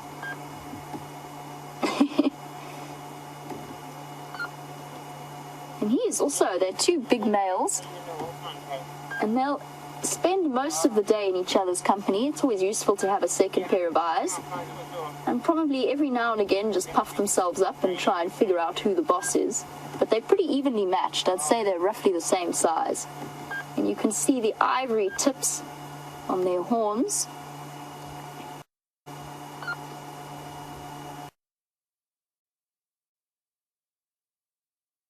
let's head across to Arathusa and find out what Mr. Henry's been up to.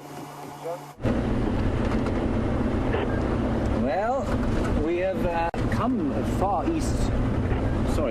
west onto Arathusa, just to see what's going on here. We've got an amazing update on the radio that one buffalo bull has been found on the entire expanse of Arathusa. We're hoping to find slightly more than one buffalo bull. So we're going to go towards the dam, which is that way there, towards the setting-ish sun, and we'll see what's there, and then we'll go back sort of towards Juma, which has the best sunset spots. One of us will go towards the hyena den at some stage and see what's going on there. Of course, we do need our twice daily fix of hyena action. And that's how the rest of the afternoon will probably plan out. The last drive, of course, of the year 2015 Anno Domini. Or the common era, apparently, as that's how we say it now.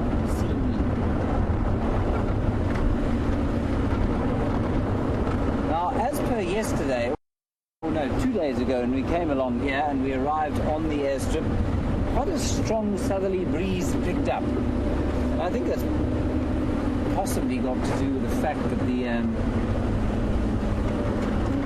seeing some drag marks. I think they're pretty up there from elephants. You see they've been dragging their trunks along here. Probably got to do with the fact that it's quite clear of trees on the airstrip, so any wind that there is will whistle up. Make me think of the sea and the cooling coastal breeze.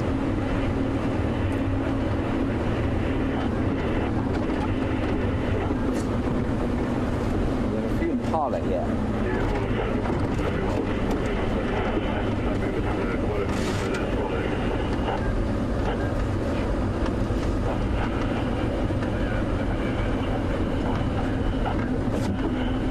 Very interesting question from Jan van Rensburg, who's asked some good ones of late.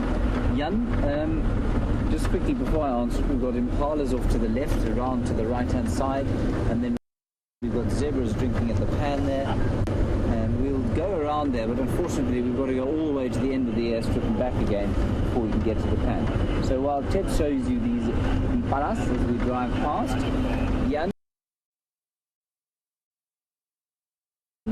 your question is a fascinating one, and it is that are there any species out here that are led by either a male or female, but kind of dependent on who's the most dominant? So there's no kind of defined role from gender role for the leader, male or female, could be either. No, not that I can think of. We go through all of the antelope species. Very few of them actually have a society that are led by anything. So dominated by, yes, and that's very different from being led. So, for example, in impala society, the rams, the biggest ram, will dominate the other rams. He'll set up a territory and then he'll herd some females into it. He doesn't lead them so much as dominate them and kind of have his way with things.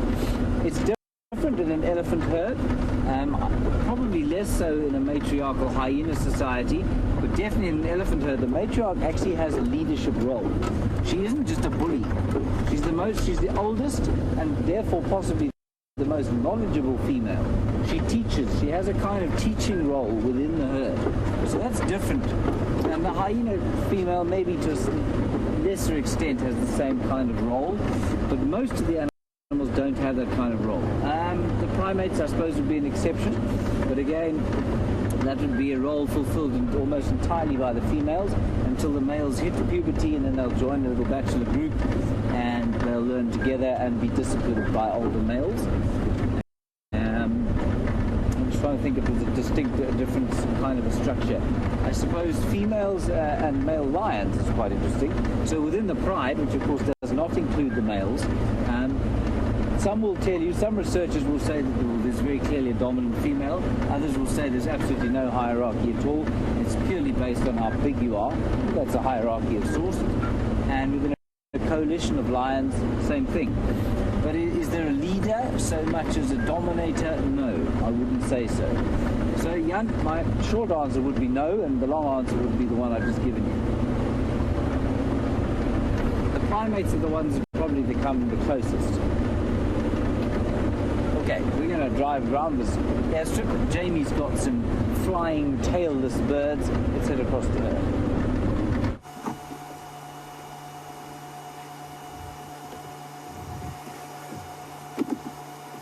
And really, this afternoon is going from good to better to better. We've got a spectacular pair of our favorite mated battaliers that live on Leadwood. I've seen them since I started working here in June. They're always around this area. And they really are the most incredibly striking birds. And I know that I've spoken about this before, but you can see with that colouring and those bright red faces, how they would come to be the birds of sort of tremendous mythical importance out here. And there's a couple of local customs that believe that they are the embodiment of the Creator, and that the battalier looked upon the world on the first sunrise and will look down upon it on the last sunset. Seems like an appropriate way to usher in our new year on our sunset safari of the last drive of 2015. Which is in fact a truly terrifying thought. Not entirely sure where it went. Okay, so for new viewers, the battalier is one of the few raptors where you've got a very distinct visual difference between the female and the male. The one that we're looking at closest to us, or the one on the left, if you want to think of it that way, is the male. He has half black, half white wings. And behind him will be the female, although we can't see her wings too clearly. She will have a white bar across the bottom half of her wings. So she'll have more white on her wings than black. And one of the few raptors where you can clearly tell the difference. And they're having a wonderful grooming session with their puffed up heads. So that is the bird that we were watching fly earlier. And they've got those incredibly short tails, which gives them that slightly unstable look in the air when they spread their wingtips out and rock very distinctively from side to side. Now, this mated pair will be together for their lives, unless, of course, something happens to the one. And their bond is incredibly strong. There they go, a little bit of grooming just to emphasize that point. The male giving his lady a little bit of a clean, because nothing says I love you more than eating the ticks and the mites out of your feathers. She also, of course, is ever so slightly bigger than him in the typical tradition of raptors, where the female's always a little bit larger. Ooh. I'm not sure if she was slightly disgruntled there with him. But quite a sweet bonding moment. Now, they did have a juvenile with them when I first started working here. I'm not sure if it's still around with them or not, or if it will have, at this point, left the nest. The juvenile battaliers are very confusing looking birds. Their tails are a bit longer than the adults, and they're brown in color. It takes them about 7 to 8 years to reach this spectacular adult plumage that they demonstrate.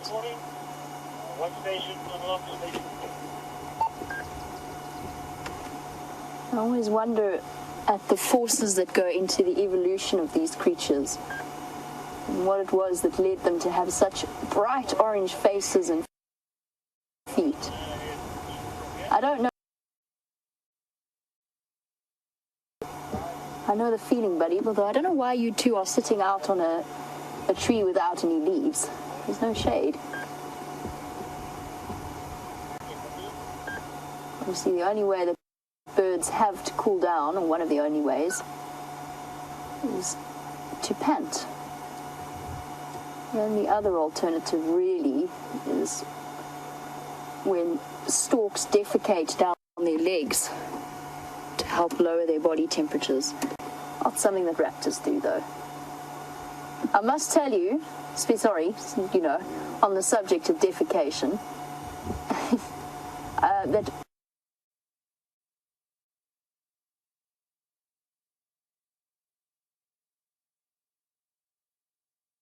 Batelier poo is one of the smelliest substances out here.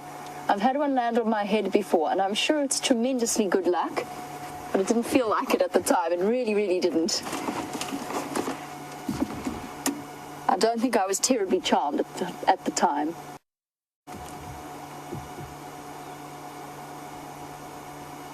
One of the perks of the jobs.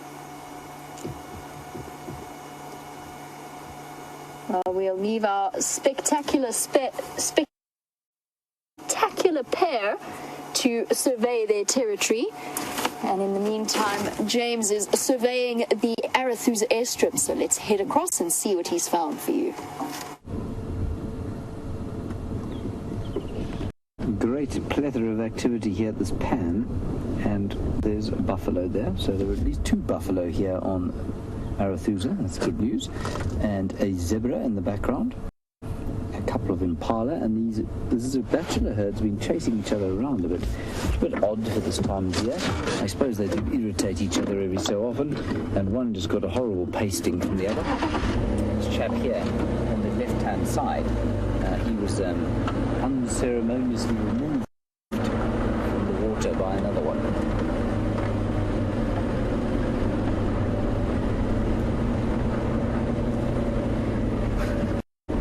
The buffalo is chewing his cud and dribbling. It's very lovely, very fine strings of saliva coming out of his mouth and blowing gently in the wind and reflecting the setting sun.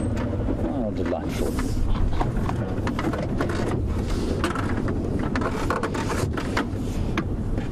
There he is.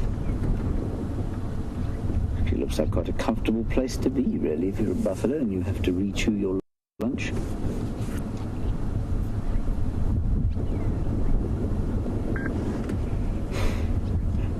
A Duggaboy spa day, says Louise. Yes, Louise. I suppose you've got leave on the brain. Louise is going on leave tomorrow, you see. So she's got spas on the brain. There's a wood sandpiper there too. Tibbs, is it? That's it. Good job. No, that's the just to the left of that. There's a much smaller bird. Yeah, there. Bang in there in the middle. That's him. A wood sandpiper. That's a migratory bird, only here for the summertime.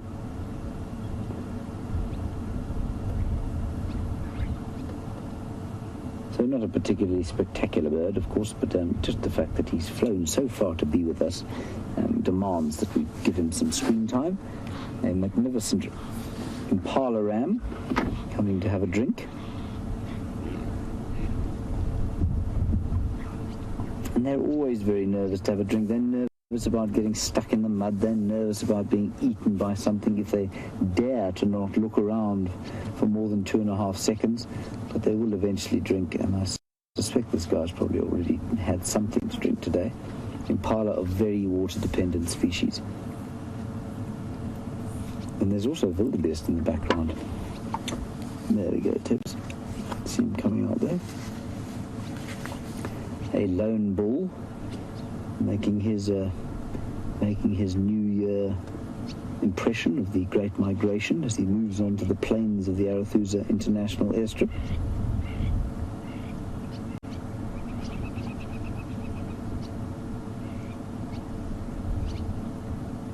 He's rather a fantastic fellow, that.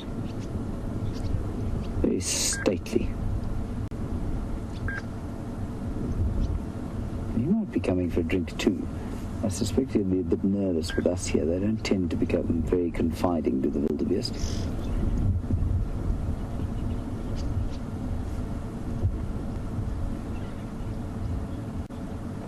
Again, real sense of peace around here.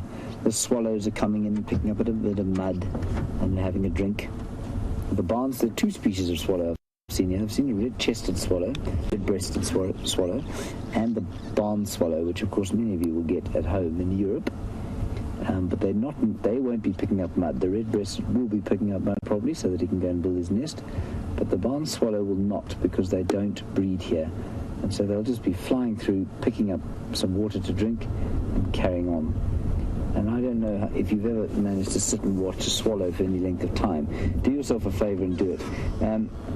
We're not going to try and track them with the camera, because if we try and track them with the vehicle, you'll become immediately seasick.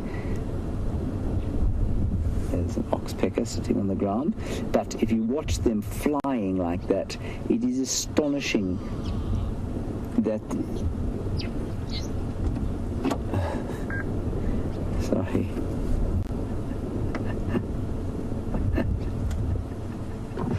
I will get back to what I was saying. We've had Barbie-like, you couldn't find them, Jamie. But Jamie's a brilliant name, Gracie. Well done. And you say you want another one that you can call James, hopefully a male one, that you can call James. And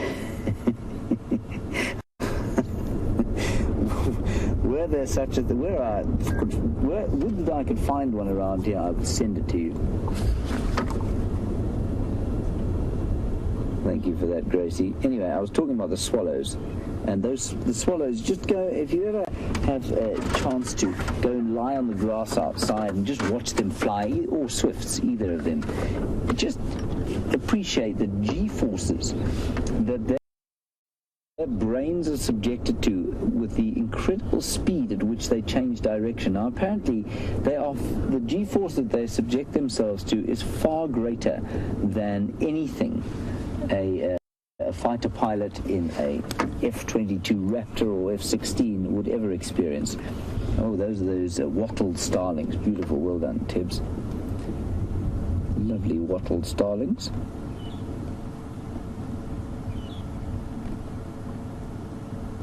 Yellow, of course, is one of my favourite colours. So I enjoy any bird with a bit of yellow on it. It's a cheerful colour.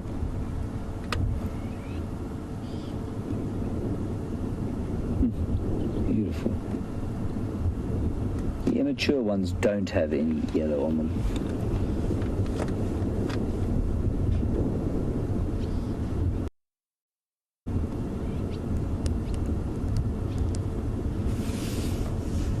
Hello, Holly in St. Louis, and in answer to your question, I have only a question back at you. Where were you this morning? You want to know about the greater kudu, and you say we haven't seen them for some time. Are they still around? Yes, they are, Holly. They're definitely still around. Lots of them. We're actually starting to see more and more as the bush thins as a result of the drought. So yes, I think it's purely coincidence that we haven't seen any when you've been watching, but they're certainly still around. There's one more thing I want to show you here, and I'm going to drive a bit closer to it. And it's a rarity this season.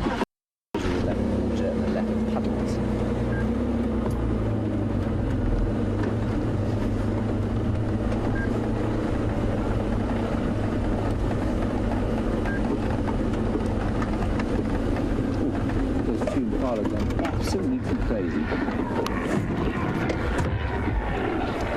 They're all now shouting at each other.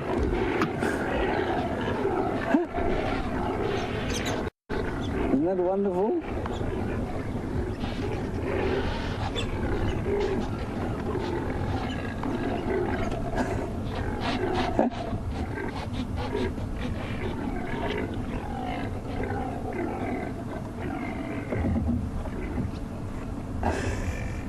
I think this is almost play behavior, you know. They're nowhere near the rut. The rut is in May.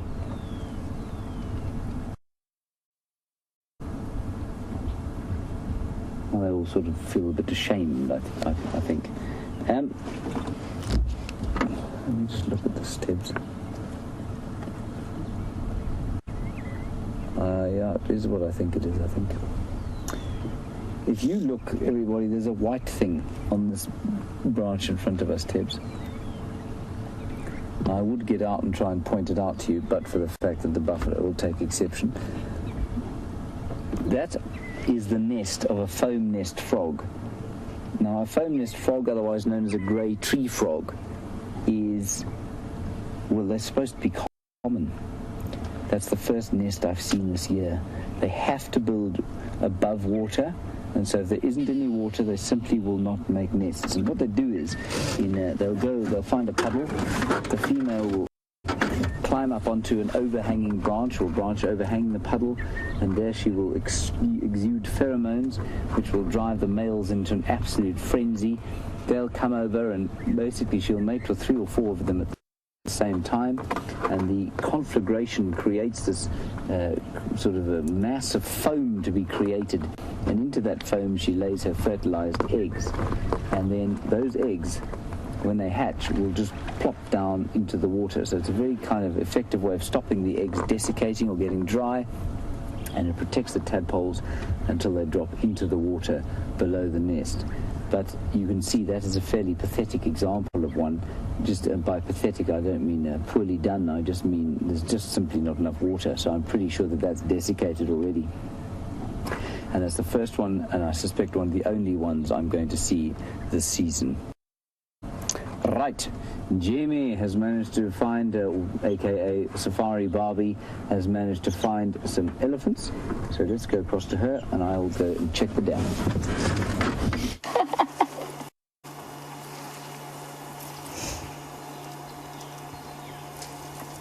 Well, Gracie, I could not be more honored. Thank you very much for naming your Barbie after me. You are one of my heroes. And I'm very glad that you are joining us on this afternoon safari. We are back with a herd of elephants. They seem to be everywhere this afternoon. Every road we've gone down, we've encountered another herd of elephants wandering through. And in this light, you really get this spectacular view. I mean, apart from the fact that we've got a bottom at the moment, but a really beautiful view of their incredible skin. And this tiny little Ellie, probably about 3 or so. Oh, shame, she's quite stressed. Well, secreting from her temporal glands. And just the beginning of her tusks starting to grow through. And we know that little Ellies get teething pains just like people, just like children do when their teeth start to come through. And I imagine that the tusks must itch and be quite uncomfortable when they start coming through. But they have their own remedies for that. And they'll go and find something like a spike thorn or a cluster leaf that just numbs the pain ever so slightly. Apparently Tambuti also works very well for toothache. I have tried it. I would not recommend trying it though, because that stuff is very poisonous. It is toxic, but you can put a dab of it on a sore tooth. I've tried it. It doesn't really work. All it did was give me more of a headache. I don't think I'll be trying that again. But I'm sure the Eddies have a far better grasp as to what different plants have in terms of value for them.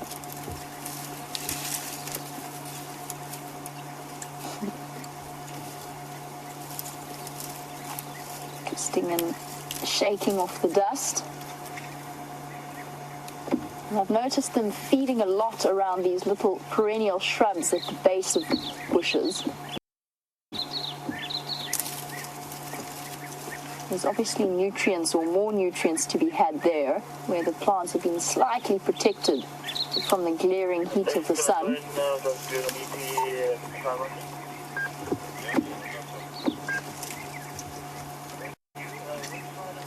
They're definitely spending a lot more time around there. There you go, you can see this one's toenails perfectly. How cool is that? This camera is spectacular. Wow. And the wrinkles around them.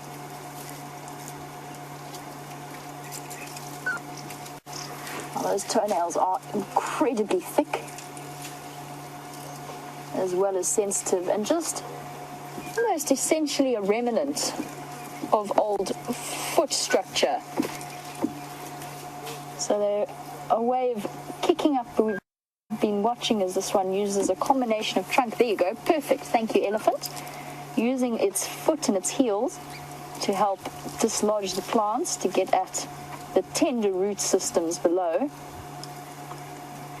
And that's where those nails come in useful as well. Also very useful at this time of year for digging out water in seep lines, because of course elephants can smell underground water and are very patient in digging for it and then allowing it to filter up.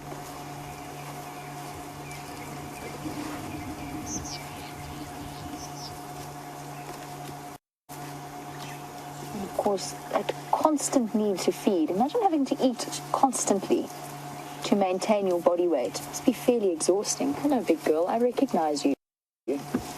I have seen you before. I'm sure I have. You look pregnant. You look very pregnant. You are positively bulging. Look at you. Oh, my word.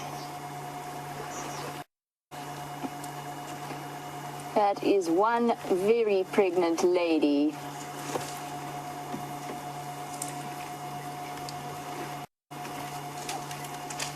"22 months of work that her body has put into creating that new life. And she's almost at the end point. Hey, gorgeous girl, you can come say hi."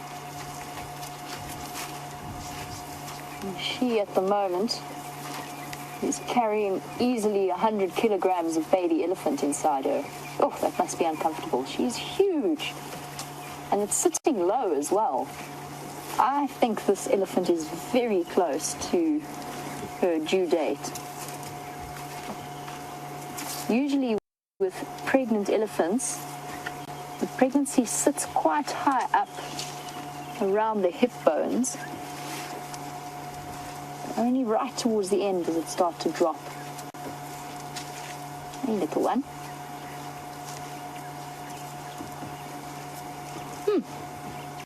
I'm just letting them move a little bit further away behind me before I reposition.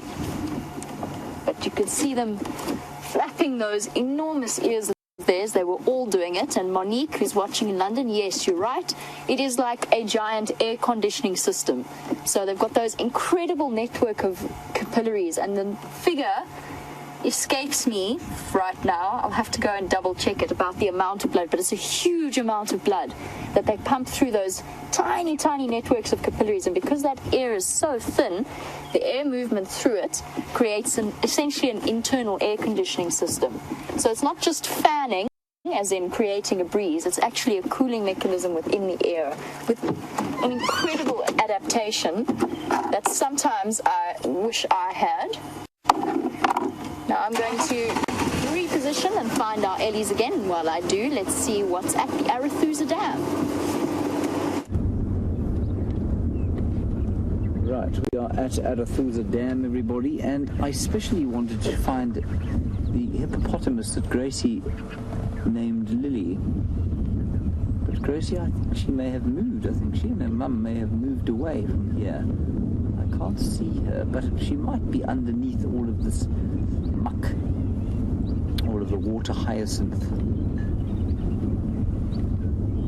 But I can't see her, Gracie. I can see all those other hippos there.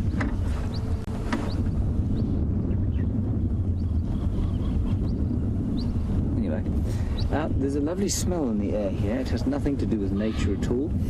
It is the smell of holiday for me. It's the smell of a sort of coal barbecue braai that's starting, and that's because it is New Year's Eve, of course. So we're at Arethusa, and Tibbs, if you just pan slightly to the right, you can see there's a party brewing here.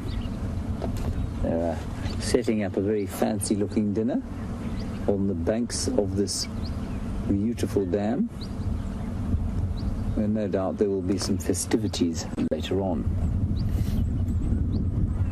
Then there are some Egyptian geese, lots and lots of Egyptian geese, and one lone white-faced duck, which I've just seen and now lost, obviously. He's in there somewhere. Oh, I don't know where he is. He's somewhere in there. There he is. He's on the far left-hand side of all those birds. That's him there. One lone white-faced duck, and I think it's a confused white-faced duck because they are flocking birds, so where the rest of his little flock are, I don't know. Right, Jamie is repositioned. we're going to head back towards Juma now, and if Jamie has decided to issue the opportunity to go to the hyena den, we'll pop along there and see what's going on.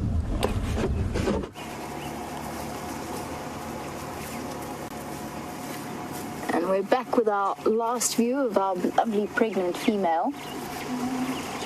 Even her teats look incredibly full of milk. I think she's about to start lactating, which really makes me think she's going to be giving birth in the next few weeks, probably in the next few days.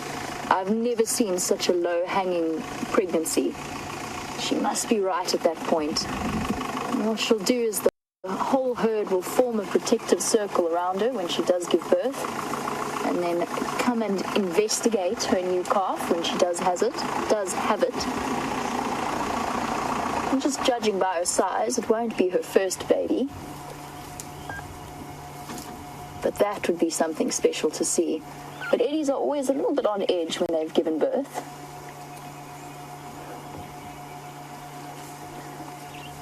And Sarah, I also really wish that, so I left them. But it was incredible to see that we went and we had a look at the placenta and the way that whole thing works and had a feel. We even saw the baby's first dung, which of course, when they're first born, because it's not from milk or anything, it's from the mother's nutrients. It's a very different shape and very different consistency of me. I cannot think what that first dung, it has a very special name. If you guys know what I'm talking about, it applies to human babies as well. But for the life of me, I can't remember what it's called. I think it begins with an O. Sarah is one of our 17-year-old viewers watching in Ohio. Sarah, I would love to see a live elephant birth. There's always a chance, you never know, and of course the best chance is the fact that we are out all day, every day, twice a day. So with that sort of time spent in the bush, the odds are in our favor. But they do tend to be quite shy and retiring about it. And they do get ever so slightly nervous in response to the presence of people. There's a very persistent fly that keeps trying to fly up my nose, and I don't really appreciate it. Really, that little tail swinging like, ooh, yes. What you talking about? Did something happen there, guys? Did you get in each other's space?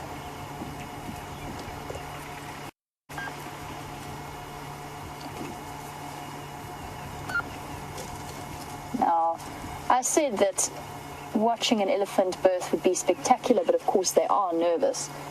And Monique, you've got a very valid point or question. You were asking how long a labor would happen for, how long it would go on for. Hello, baby. You gonna come say hello? Nope. But the mother's so nervous because she is so vulnerable at that time, although luckily she's got the defensive circle of all of her sisters and her aunts and her cousins to protect her. But I don't know exactly how long the labor goes on for. I think in some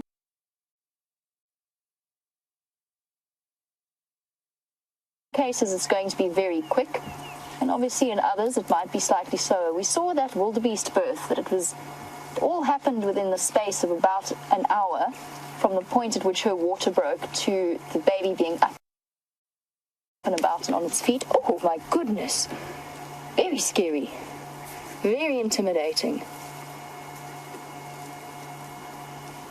And back to eating after that little show. Come on, come do a dance. No? Ah. Scaredy cat, scaredy elephant.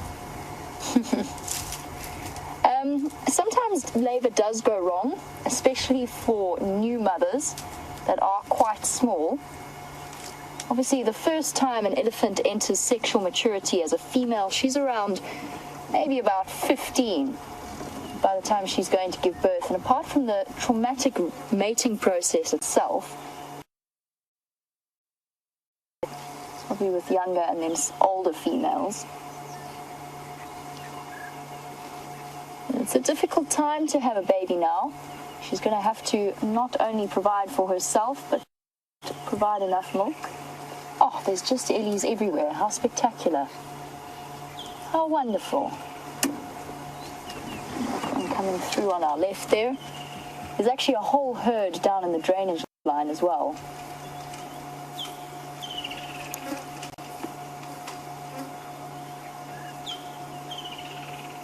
Now, chatting about that incredibly pregnant female. Debbie, you were wondering how much an elephant weighs when it's born, and it easily tops the scale at 100 kilograms, which is roughly 220 odd pounds. So not a small baby, although probably I think one of the cutest babies that you get out here.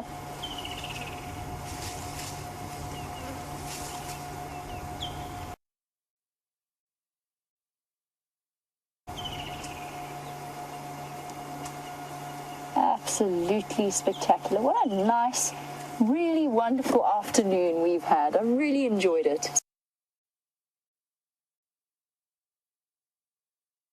It's just been so peaceful, and I cannot think of a better place to spend the last few hours of the last day of 2015.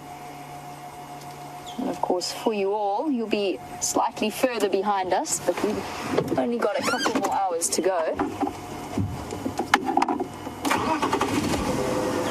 Let's try and stay with our beautiful elephant herd. Actually, let's go have a look at the ones in the drainage line quickly.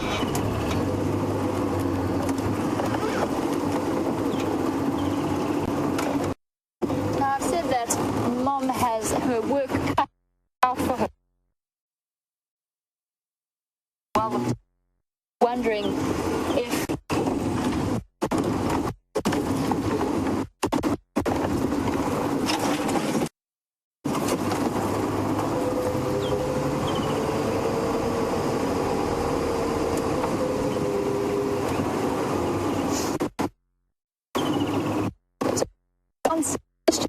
wondering whether an elephant calf would have a good chance of survival in this drought.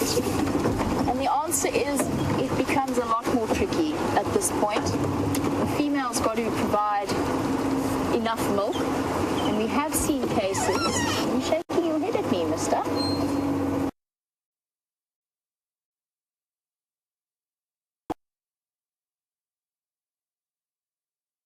Corner of their eyes to protect the eyeball from drying out.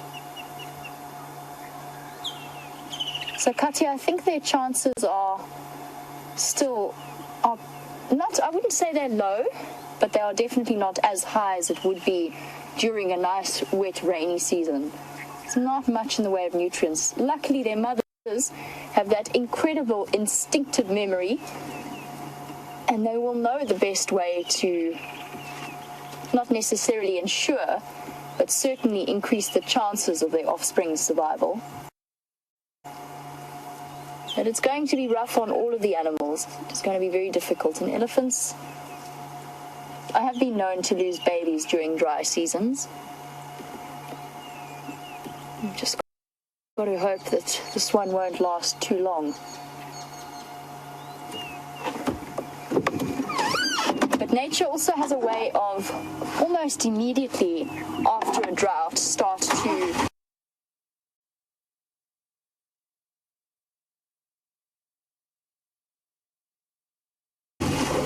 bring the population back up again. So if some calves start to die during the dry season,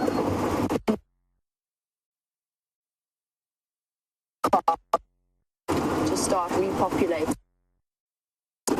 Just as in Ambrosili after their terrible drought, where a number of elephants actually were killed.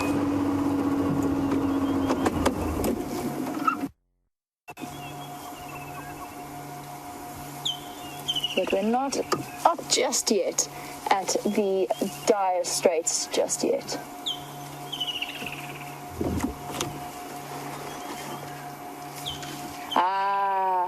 Maddie, Fiona, Katya, And lots of you have been answering my question. Thank you. It was driving me loopy. It is called a meconium. That is baby's first poo. And in baby elephants, I can tell you now from experience, it comes out almost like green clay, is probably the best way I have of describing it. Really interesting to see. And tiny, tiny.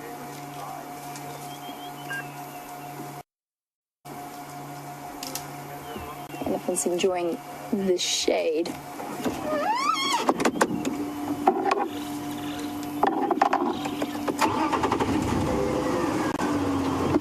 Now we've got the whole breeding herd here, and it will consist of mothers, sisters, aunts, and their daughters and their adult offspring, as well as the young males from the group. But once the males do reach a certain age, they are kicked out of the herd. So, Safari D, you were wondering whether or not there are separate herds for the males, and yes, they go out and they form bachelor herds or wander about on their own, and they don't really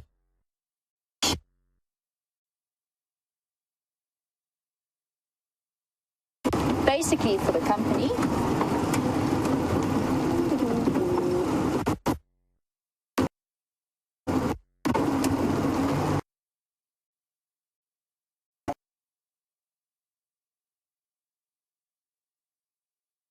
They've now decided to stop just because I said something. That wasn't very nice, boys. But yes, as we were answering that question about separate herds, males live in their own bachelor groups or off on their own, associating with the females only rarely when a female is in estrus, although they do occasionally come into contact with them. And it's not your theory that it's for the protection of the babies or asking whether or not the males ever fight the babies. They do occasionally push them around, and a lot of vocalization that we hear from elephants is from babies who have had their personal space invaded by males. But it's very, very seldom that a male will do any kind of permanent or serious damage to a youngster. And they generally don't harass them, and the herd is very good at forming protective and defensive circles around them. So it's not really because it's for the safety of the youngsters. It's more actually to prevent inbreeding. It allows the males to cover huge distances and associate with different herds and really spread out the genetics of the species.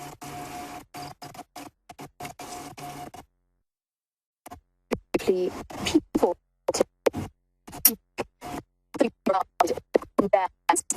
going open.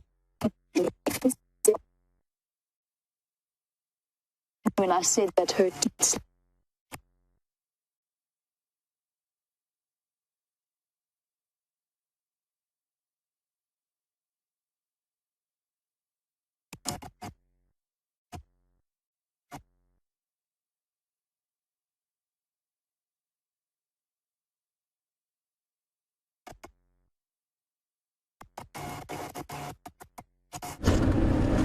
Sorry about that, everybody. I believe you were looking at some fantastic elephants, and Louise apparently you were doing a quiz with her, and Louise unfortunately picked up the wrong radio and gave me the answers. Apparently there was a quiz about a word that I don't understand at all, so I'm going to ask her to relay it to me, and I believe a number of you got that quiz right, but it was a completely incomprehensible word to me. Louise, what was that word?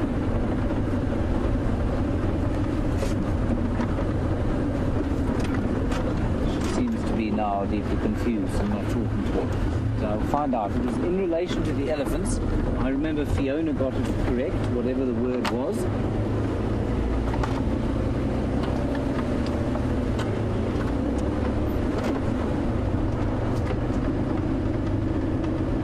Meconium. The meconium, the first poop of a mammal. Right, very good. Thank you very much for that. Meconium, that's a good word to use. It doesn't sound like what it is, though, so you wouldn't sort of slip it into a polite conversation over a cup of or a glass of New Year champagne. You wouldn't go up and say, hello, have you heard about the latest meconium? Which, if you didn't know what it meant, you might say if you were trying to sound fancy. Did you read about the meconium on the news the other day? Terrible news about that mechanic. Are you part of that new hedge fund that I've heard of? It's called the Meconium hedge fund. Are you part of that? You know, all those sorts of things that you could use the word meconium for.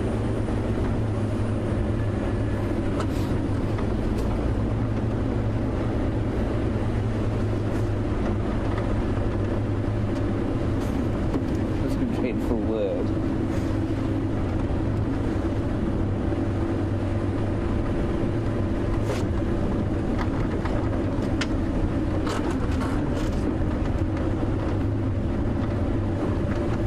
Ashley, nice question about leopard tortoises, and you want to know about their gestation period. Now, first of all, there is a very ropey looking dyker running across the road at half speed.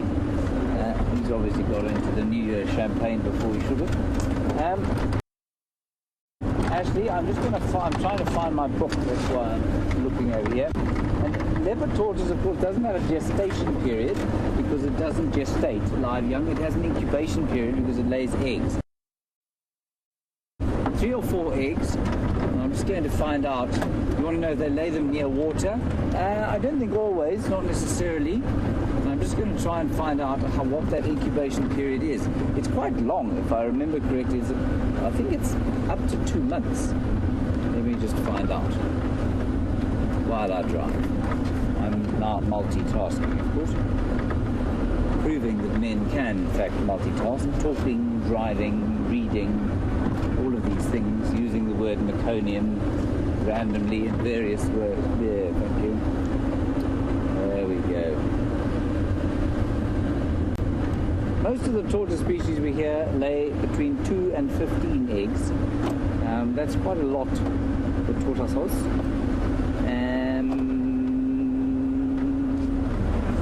This little book doesn't unfortunately say what the incubation period is. I seem to remember it being quite long though, Ashley. I'm sorry I don't know that. I seem to remember it being sort of roughly 30 to 40 days, maybe even up to 60. And of course the sex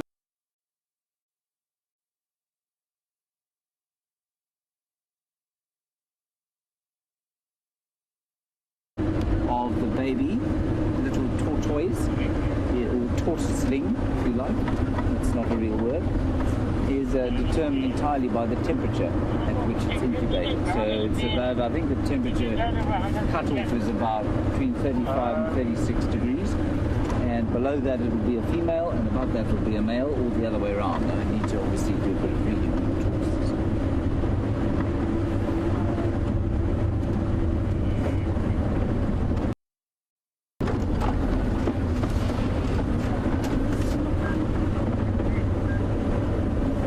Chris in California, I think you can. You want to know if you can tell the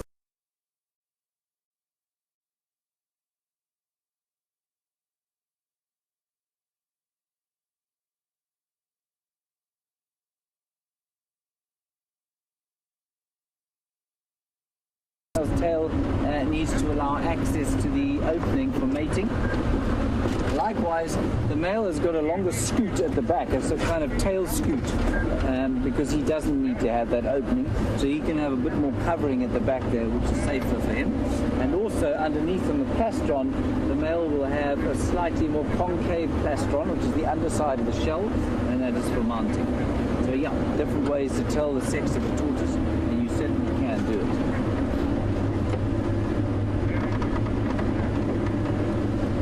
We are now approaching the hyena den, about 2 or 3 minutes away from there. See what's happening. It's still quite warm, so I wonder if anything is going on there. We'll soon see.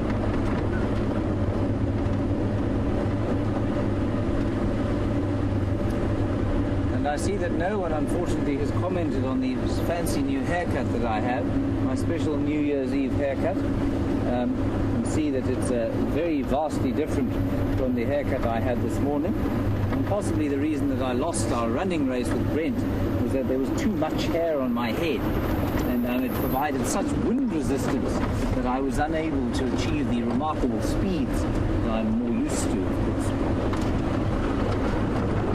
But don't worry, I'm used to people not commenting on my beautiful haircut. They always say it looks just the same as it did this morning. Right? think it's very different. As Louise says, she commented on my haircut, but that was only because she said if it was uneven, she'd be able to tell. Well, because you can look at the back of my head, of course.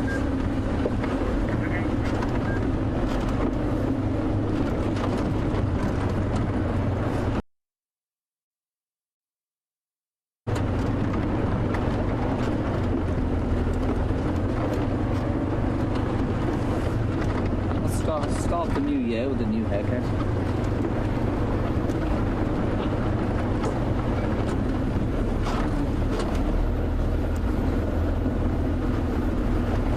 Reese, you want to know if I've ever driven off the road while talking to camera and driving along? Reese, regularly, yes, indeed I have. And normally I can tell if I'm going off the road because the cameraman starts to go a very pale shade or his eyes open to twice the size. And that makes me nonchalantly look to the front, adjust slightly, and then we carry on, and I pretend as though I am the one that has noticed. In all seriousness, it's a very important skill to have, especially if you're guiding. So if I'm driving a Land Rover 110, which is a much bigger version of this, with 6 people on the back, remember, everybody's paid the same price. So I can't just talk to the pretty blonde who might be sitting over here and tell her about my escapades in the bush and all the dangerous situations I've gotten myself into. I also need to make sure that I'm talking to the person behind me over here. And that's extremely important because make people feel extremely left out if you only talk to the front row, because it's easier to sort of talk at the angle that I'm sitting now as opposed to all the way to the back. It doesn't seem to be a great hive of activity. I'm also hoping to see that injured male that we saw this morning.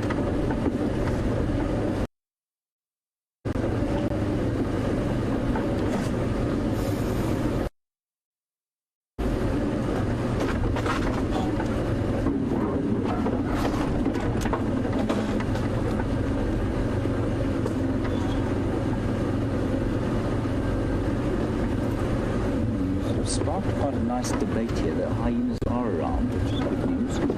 There's little May. Hello, May. She's my favourite at the moment.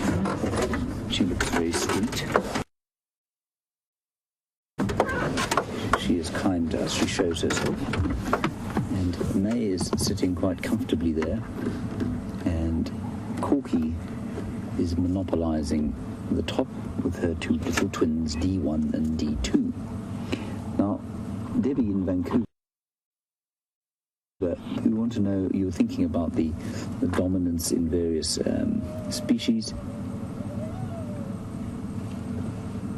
I can hear, I think, November calling from the other side of the mound.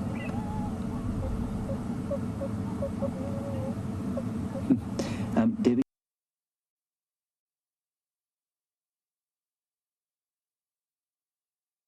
You're thinking about a wild dog pack and the fact that it's led by an alpha pair, and you want to know if one of them ever takes the lead or if they both share those duties.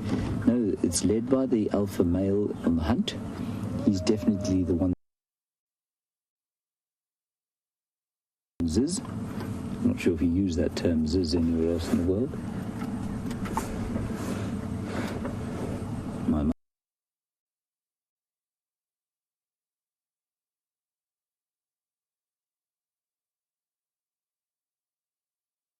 still zizzes every afternoon. And there also is little May having a sleep. She might be out. She might be allowed out quite late tonight, of course, being a special occasion.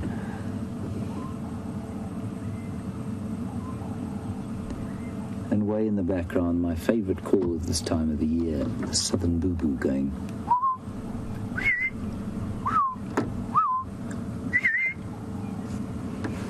A pair of them singing a duet.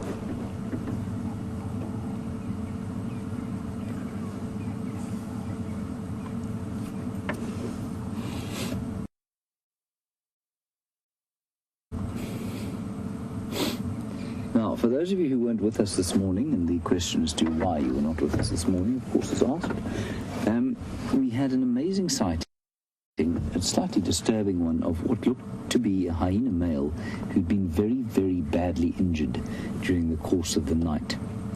Now, my guess, my postulation was that he had, strayed into another clan's territory and got himself beaten up.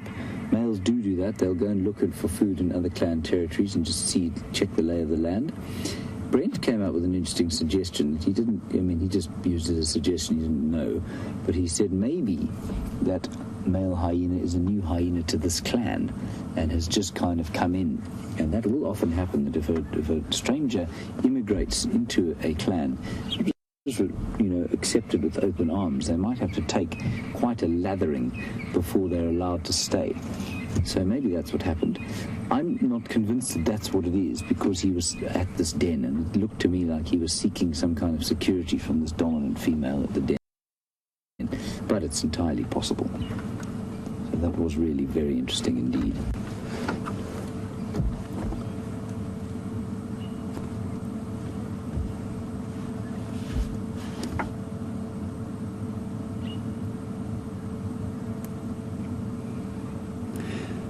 Jim, you're on Twitter and you want to know why the spotted hyena kind of, I think you've termed it, dominates and replaced the brown hyena. Jim, it's not so much like that, or eliminate the brown hyena. It's more that they just have different feeding strategies. They're totally different species that occupy different trophic niches. In other words, they occupy different food niches, different climate niches, and so they don't actually compete with each other. The brown hyena is predominantly a scavenger. It is smaller, therefore it eats smaller prey. Doesn't have the same jaws as a spotted hyena, and so there is less competition. It's much more secretive, and that, I suspect, it has evolved in response to the kind of larger carnivore that is the spotted hyena. And of course they probably both have evolved from an enormous they've probably also evolved from enormous, sort of very large hyenas of the area. I'm going to get back to you, Jim. Jamie's got some very interesting little piglets to show you.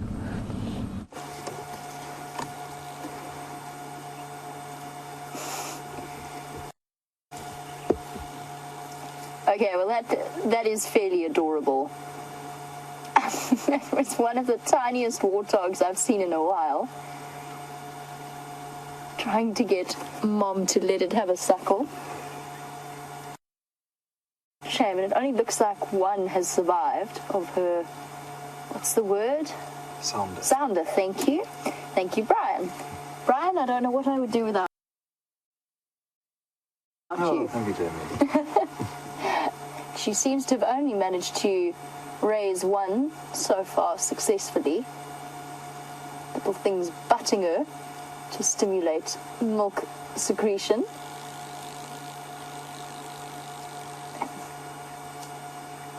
And they really are thoroughly appealing in their own way. And luckily for us, they've been really kind. They've decided to stick around. It's not often that we get a nice, relaxed warthog sighting.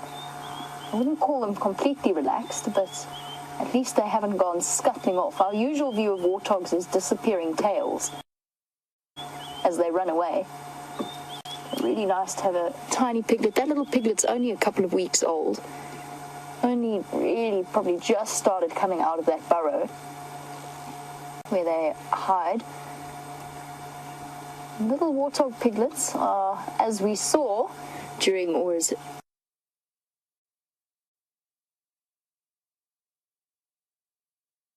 gets wet and they get cold, very often the little ones die. They get pneumonia quickly. Oh, shame. You're not being very gentle on poor Mum, are you? Little boy. It's a tiny little boy. You can only just tell. Cute. That is very small.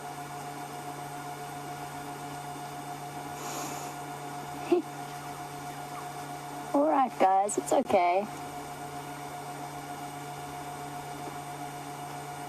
Thank you for letting us see your baby, Mum. It was very pleasant of you. And back behind a termite mound. So from one termite mound burrow to another animal with a termite mound burrow, let's head back to the hyena den.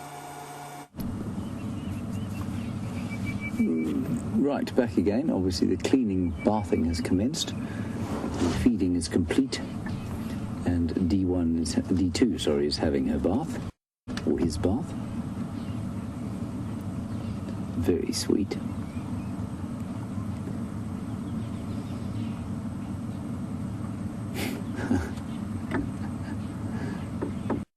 Now, Jim, just to get back to your question, so the brown versus the spotted hyenas. The brown hyena does not live in a matriarchal society. It's a solitary animal that comes together for mating, as far as I understand it.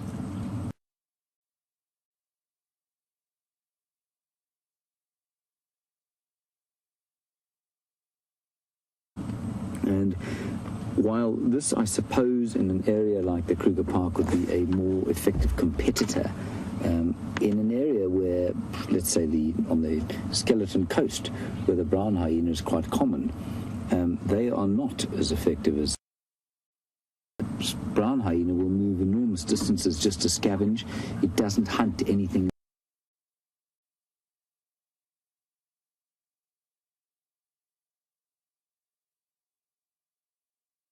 Different niches.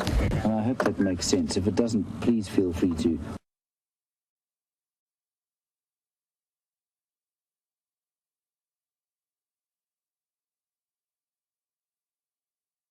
They both probably have a common ancestor that includes one of those enormous mega hyenas, which would have been sort of twice or three times the size of one of these spotted hyenas.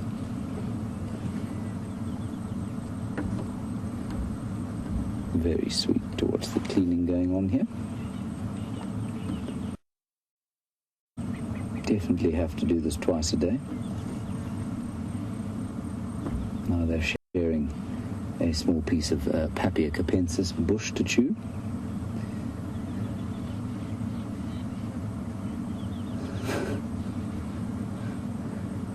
An absolutely crucial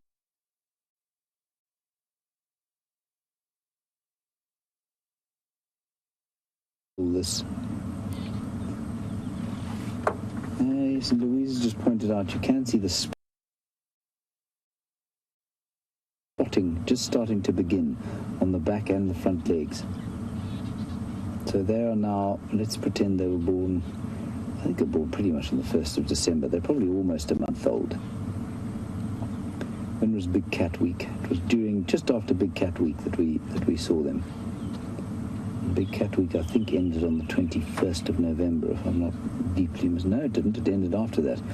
So I'd say they're probably, 1st of December, maybe the 7th of December. Let's call them almost a month old.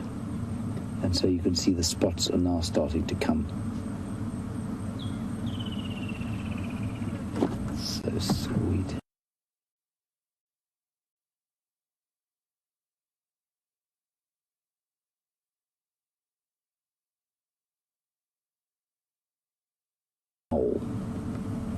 And if you listen very carefully, you can hear one calling. I'm just going to be quiet and ask Louise to turn up the sound.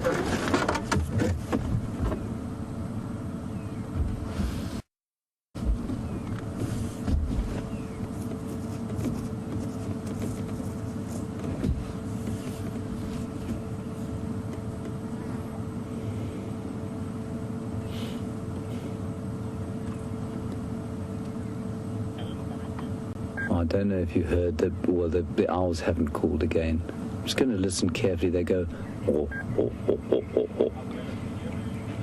But they haven't called again. I will keep an ear out for them. So they're obviously occupying a big tree in the drainage line to the east of where we're sitting. Just Corky giving us her best angle there. Bethany, she's now slobbering on herself so that she can make herself a bit cooler.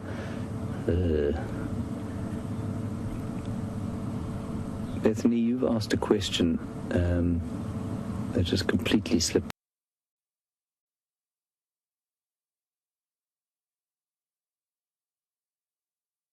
my mind. I'm going to ask Louise to give it to me again.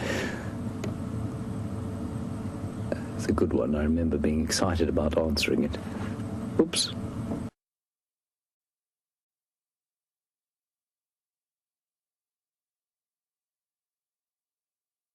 Because we were seeing one in one entrance and then one out the other, and then it seemed to be two different cubs that we were looking at. But I would say yes, they probably are connected. I've definitely seen, I'm pretty sure that I've seen November go into the run on the right and come out of this one. So I think they are connected. I wouldn't, so I'm saying 95% sure they're connected. And I think one of the viewers said that she was pretty sure that she'd seen one go in one side and one out the other. So yeah, let's say they can connect it, Bethany. They'll have little shelves inside there that the adults cannot get to, but only they can get to, and that's where they'll sort of make their homes. And even November there, like at least May, will still be using the den. She still goes down in there.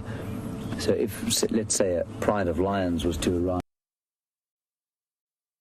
at the den here now, Corky would disappear, she'd run away, and the little ones would disappear inside, and so would May, even though she's now 8 months old, 7 months old.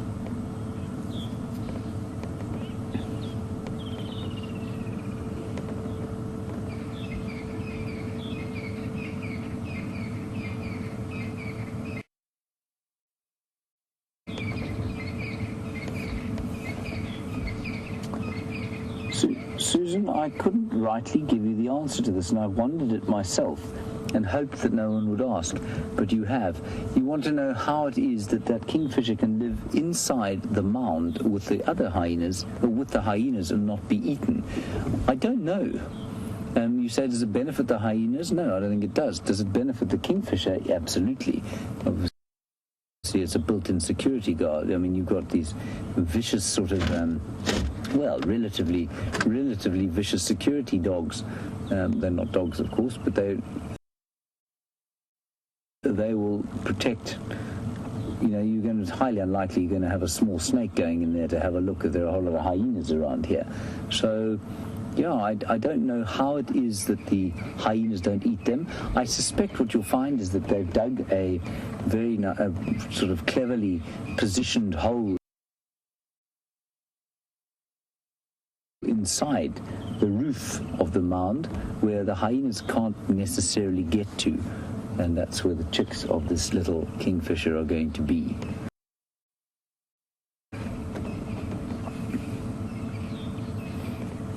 The little cubs there, Teb's exploring down the mound without their mum.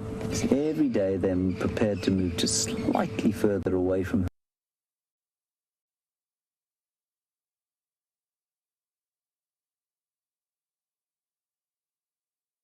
There's little November. She's come out to see her cousins. Now, she doesn't normally come.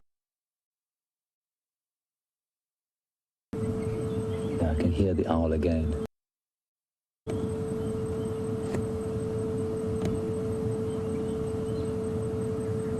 Ooh, ooh, ooh, ooh. Ooh, ooh, ooh, ooh.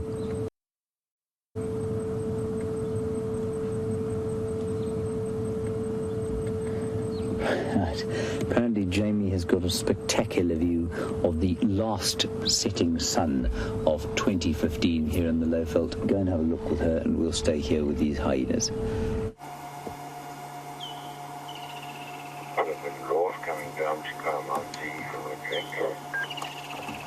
And we do have one of the most spectacular sunsets I have seen this year. And I can't really think of a better way to say goodbye to 2015. And what a wondrous year it has been, and I'm so glad that you could all be a part of it with me. And that we can sit and watch the sun go down together.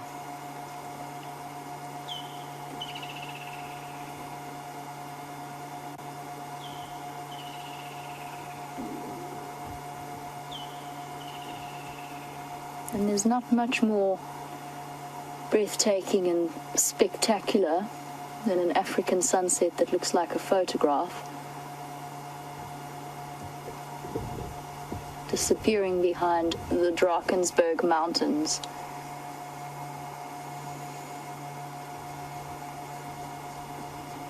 And Jerry, as always, I agree with you. Sometimes Africa provides us with scenery that is like a painting.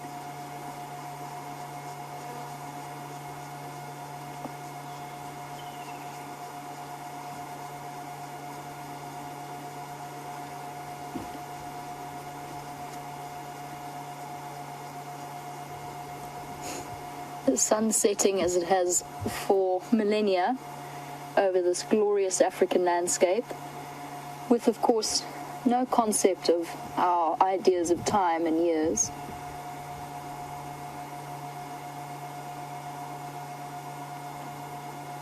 And tomorrow will bring new days and new years and more stories to tell.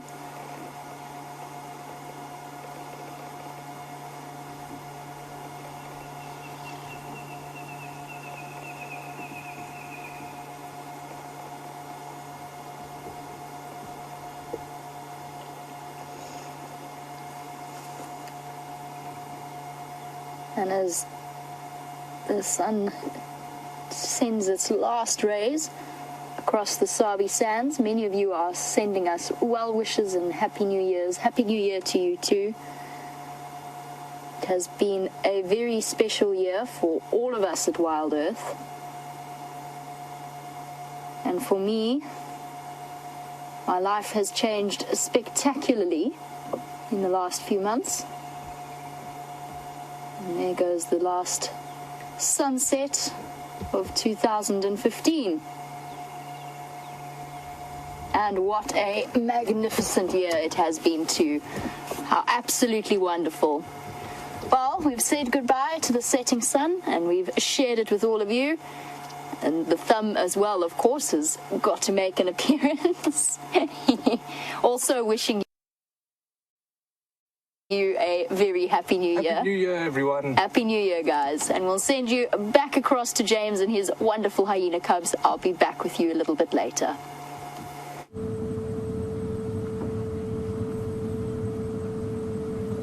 There we have the... Oh. So little November has come out to play, but only on the top of the mound there, because she will be very nervous to come down to anywhere near where Corky is. So she'll be happy to play with the little ones up at the top there, as long as she's not near Corky, because Corky would chase her simply because she comes from a much less dominant mother. And if her mother was around Corky, then she'd probably come down and they'd all be together. But you can see she's very reticent to come down anywhere near where those little ones are. Now, before the arrival of D1 and D2 with Corky, little November was prepared to come almost all the way down to the vehicles. And she certainly was playing on the other side, happily on the ground there, especially when her mum was here. And now she's much more reticent.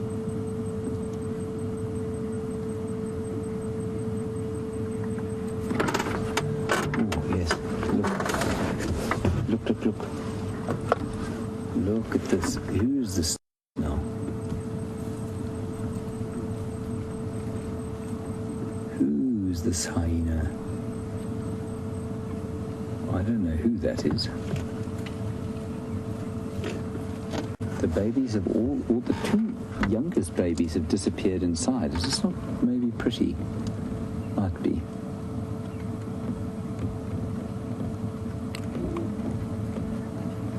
No. It's not, you know. Just watch this. Let's see who's more dominant.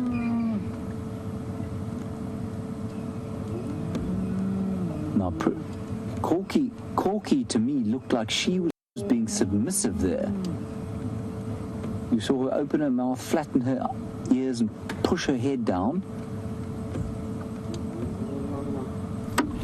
This is unbelievable. Maybe that is pretty. I'm so confused. Any ideas, anybody? If you've got any ideas who that is. So I think it is actually pretty. So maybe that wasn't a kind of submissive display. they're all now suckling from her, so it must be pretty. But I'm very interested by the display that Corky gave her. You can see May has immediately, at least November, has immediately come down here. There's another one coming behind us. I think you can hear some crinkling in the grass.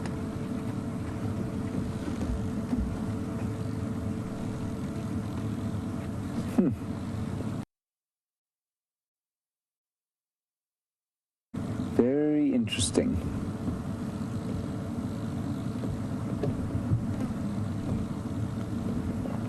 See how much more comfortable everyone is to come up here and kind of interact once Pretty arrived.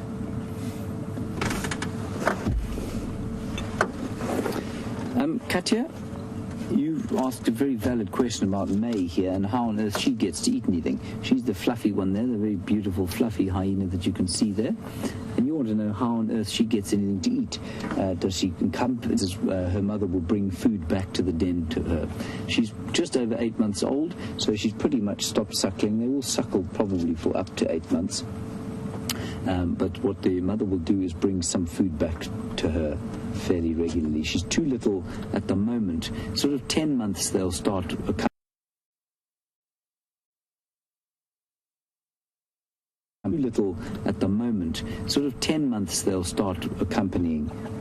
the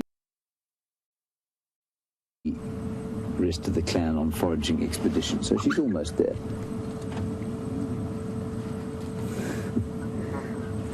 Corky was right behind us now. It's just disappeared. Across to black-bellied bustard. It's highly important to look at this bird on New Year's Eve because it sounds like a champagne cork. And if it doesn't call, ask Brian to do it. He does it brilliantly.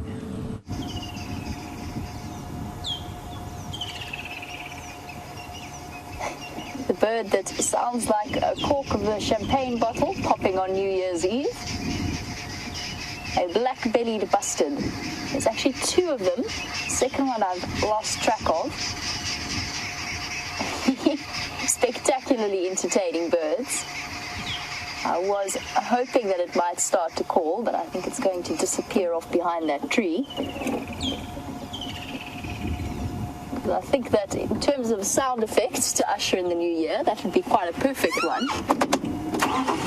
Nothing more entertaining than watching a black-bellied bustard do its display call. And of course, this is mating season for them. Where did you go, buddy?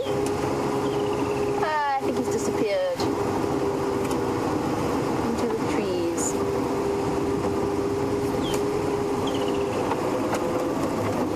I don't think that this little guy is going to let us sneak too much closer.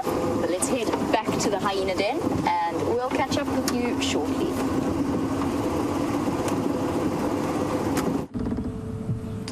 Right, so we're still here. Nothing much has changed, of course.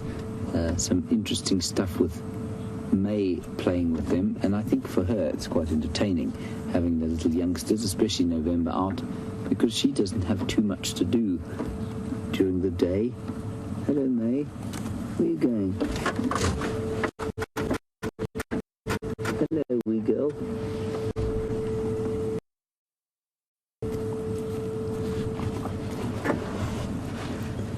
It's hard to believe something so angelic looking may eventually look like Corky one day.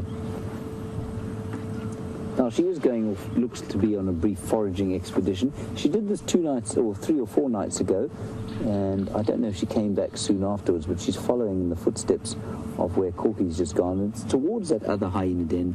Maybe there's something going on there. But now Pretty is into the serious business of the New Year's meal for November.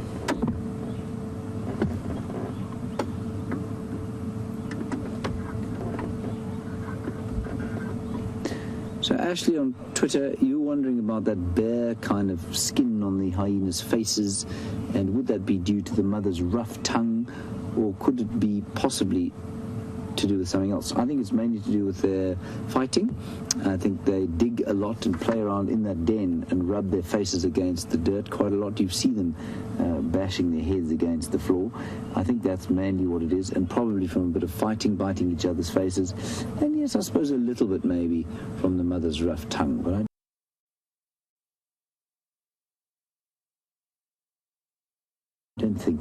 don't think that's the major cause of it. I think that's just how baby hyenas are.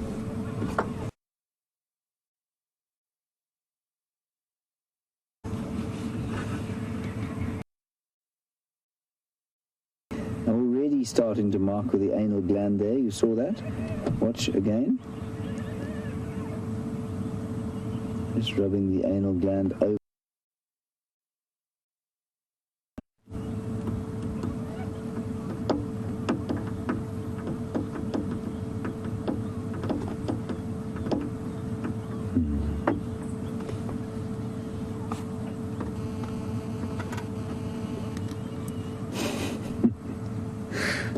Pamela, I don't know. Pamela, you want to know what colour are brown hyena cubs when they're born? I have absolutely no idea. I've never seen one. I suspect, I'm going to look it up for you, I suspect quite strongly that they're brown. I'll tell you right now. Give me a few minutes. I've got this marvellous app on my phone that will hopefully tell me. Might not.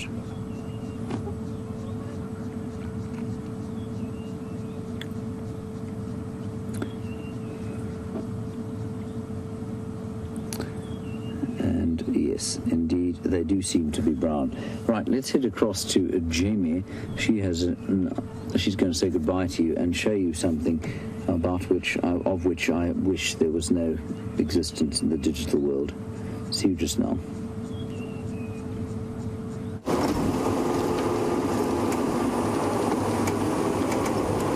Unlike James, I'm very glad that this replay does exist.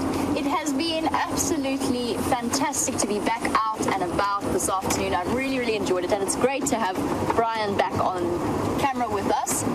And of course to the lovely FC ladies and all of you, the viewers, a big thank you for the most spectacular year. And as with the standard Safari Live, what I think is becoming a tagline, we never know what's around the 2016 corner, but I know that I am incredibly excited to be accompanied by all of you as we go on our next great adventure for next year. So thank you all for joining us. It is great to be back. And now I'm going to show you a very entertaining clip of the spectacular race that James would prefer that it did not exist. And you'll see why. If you missed it, you'll see why in a moment. Enjoy it and goodbye. Goodbye, everyone. Right, when you're ready, Andrew. On your marks. Get set. Go.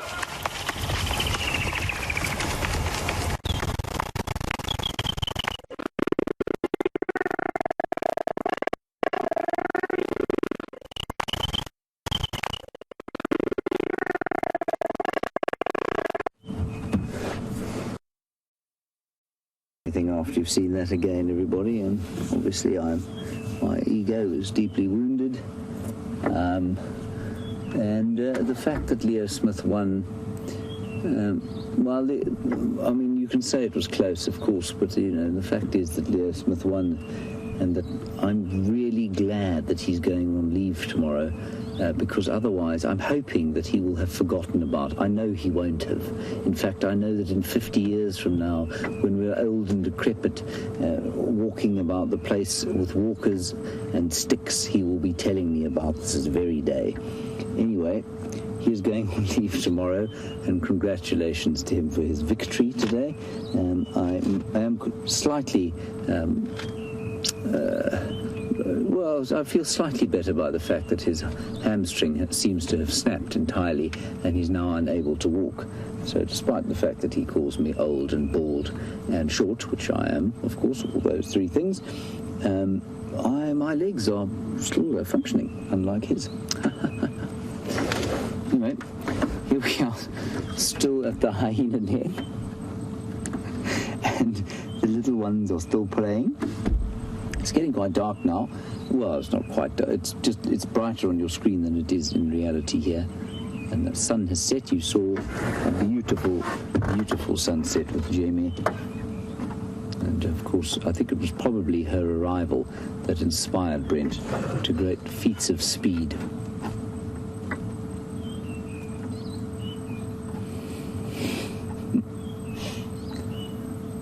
Now, they wouldn't probably be looking out like this unless there was an adult there. They definitely take security and a sense of security from the adults.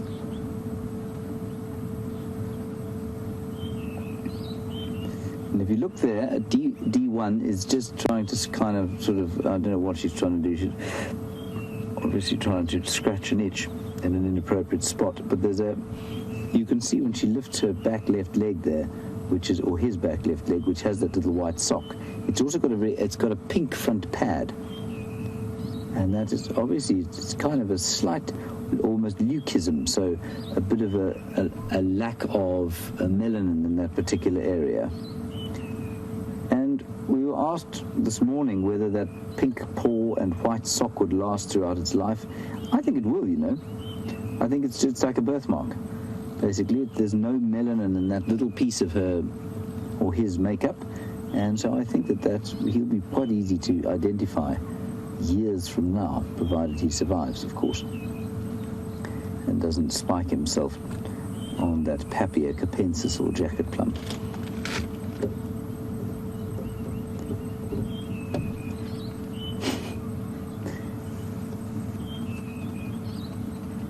So November, happily suckling on the New Year's meal.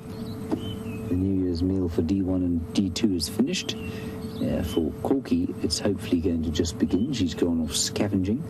In the same direction that she normally goes, actually, which is quite interesting.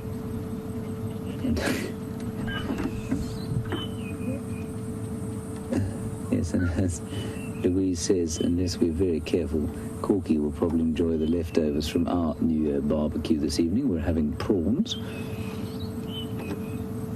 not captured from any of the waterholes here.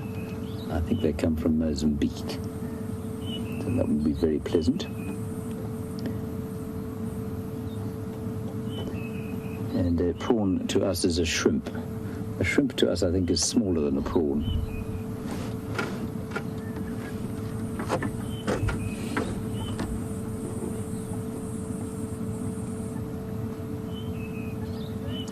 Yes, I think a shrimp is smaller than a prawn, actually. Anyway, we're having a shellfish, the cockroach of the sea, basically, is what we're making our New Year's meal of. And it will be cooked on an open fire. I will have absolutely nothing to do with the cooking, because that would result in food poisoning for all involved.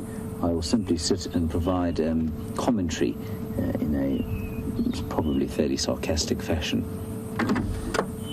Especially if Brent has anything to do with the cooking, as he hobbles around the place.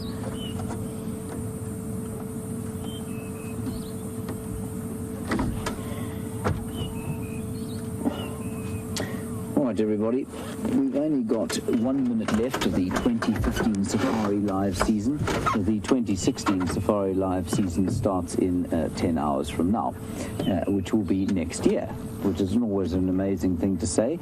And I know I've always, from the time I was very small, I found it very amusing to say on New Year's Eve, I'll see you next year, meaning tomorrow. I still find it quite funny, even though I'm almost 40 years old.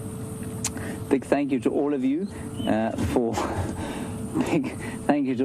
your comments and questions over the course of my time here, and for all of your support during the course of the year. Thank you, Tebs. I hope you have a good evening this evening. A big thank you to Brent Leo Smith. Of course, he's going on leave tomorrow, and Andrew, they're going on leave. A big thanks to Jamie and Brian, who are back in the hot seat. And thanks to Louise and Jerry in the final control. We will see you tomorrow, next year, in the glory of the African dawn. Bye-bye.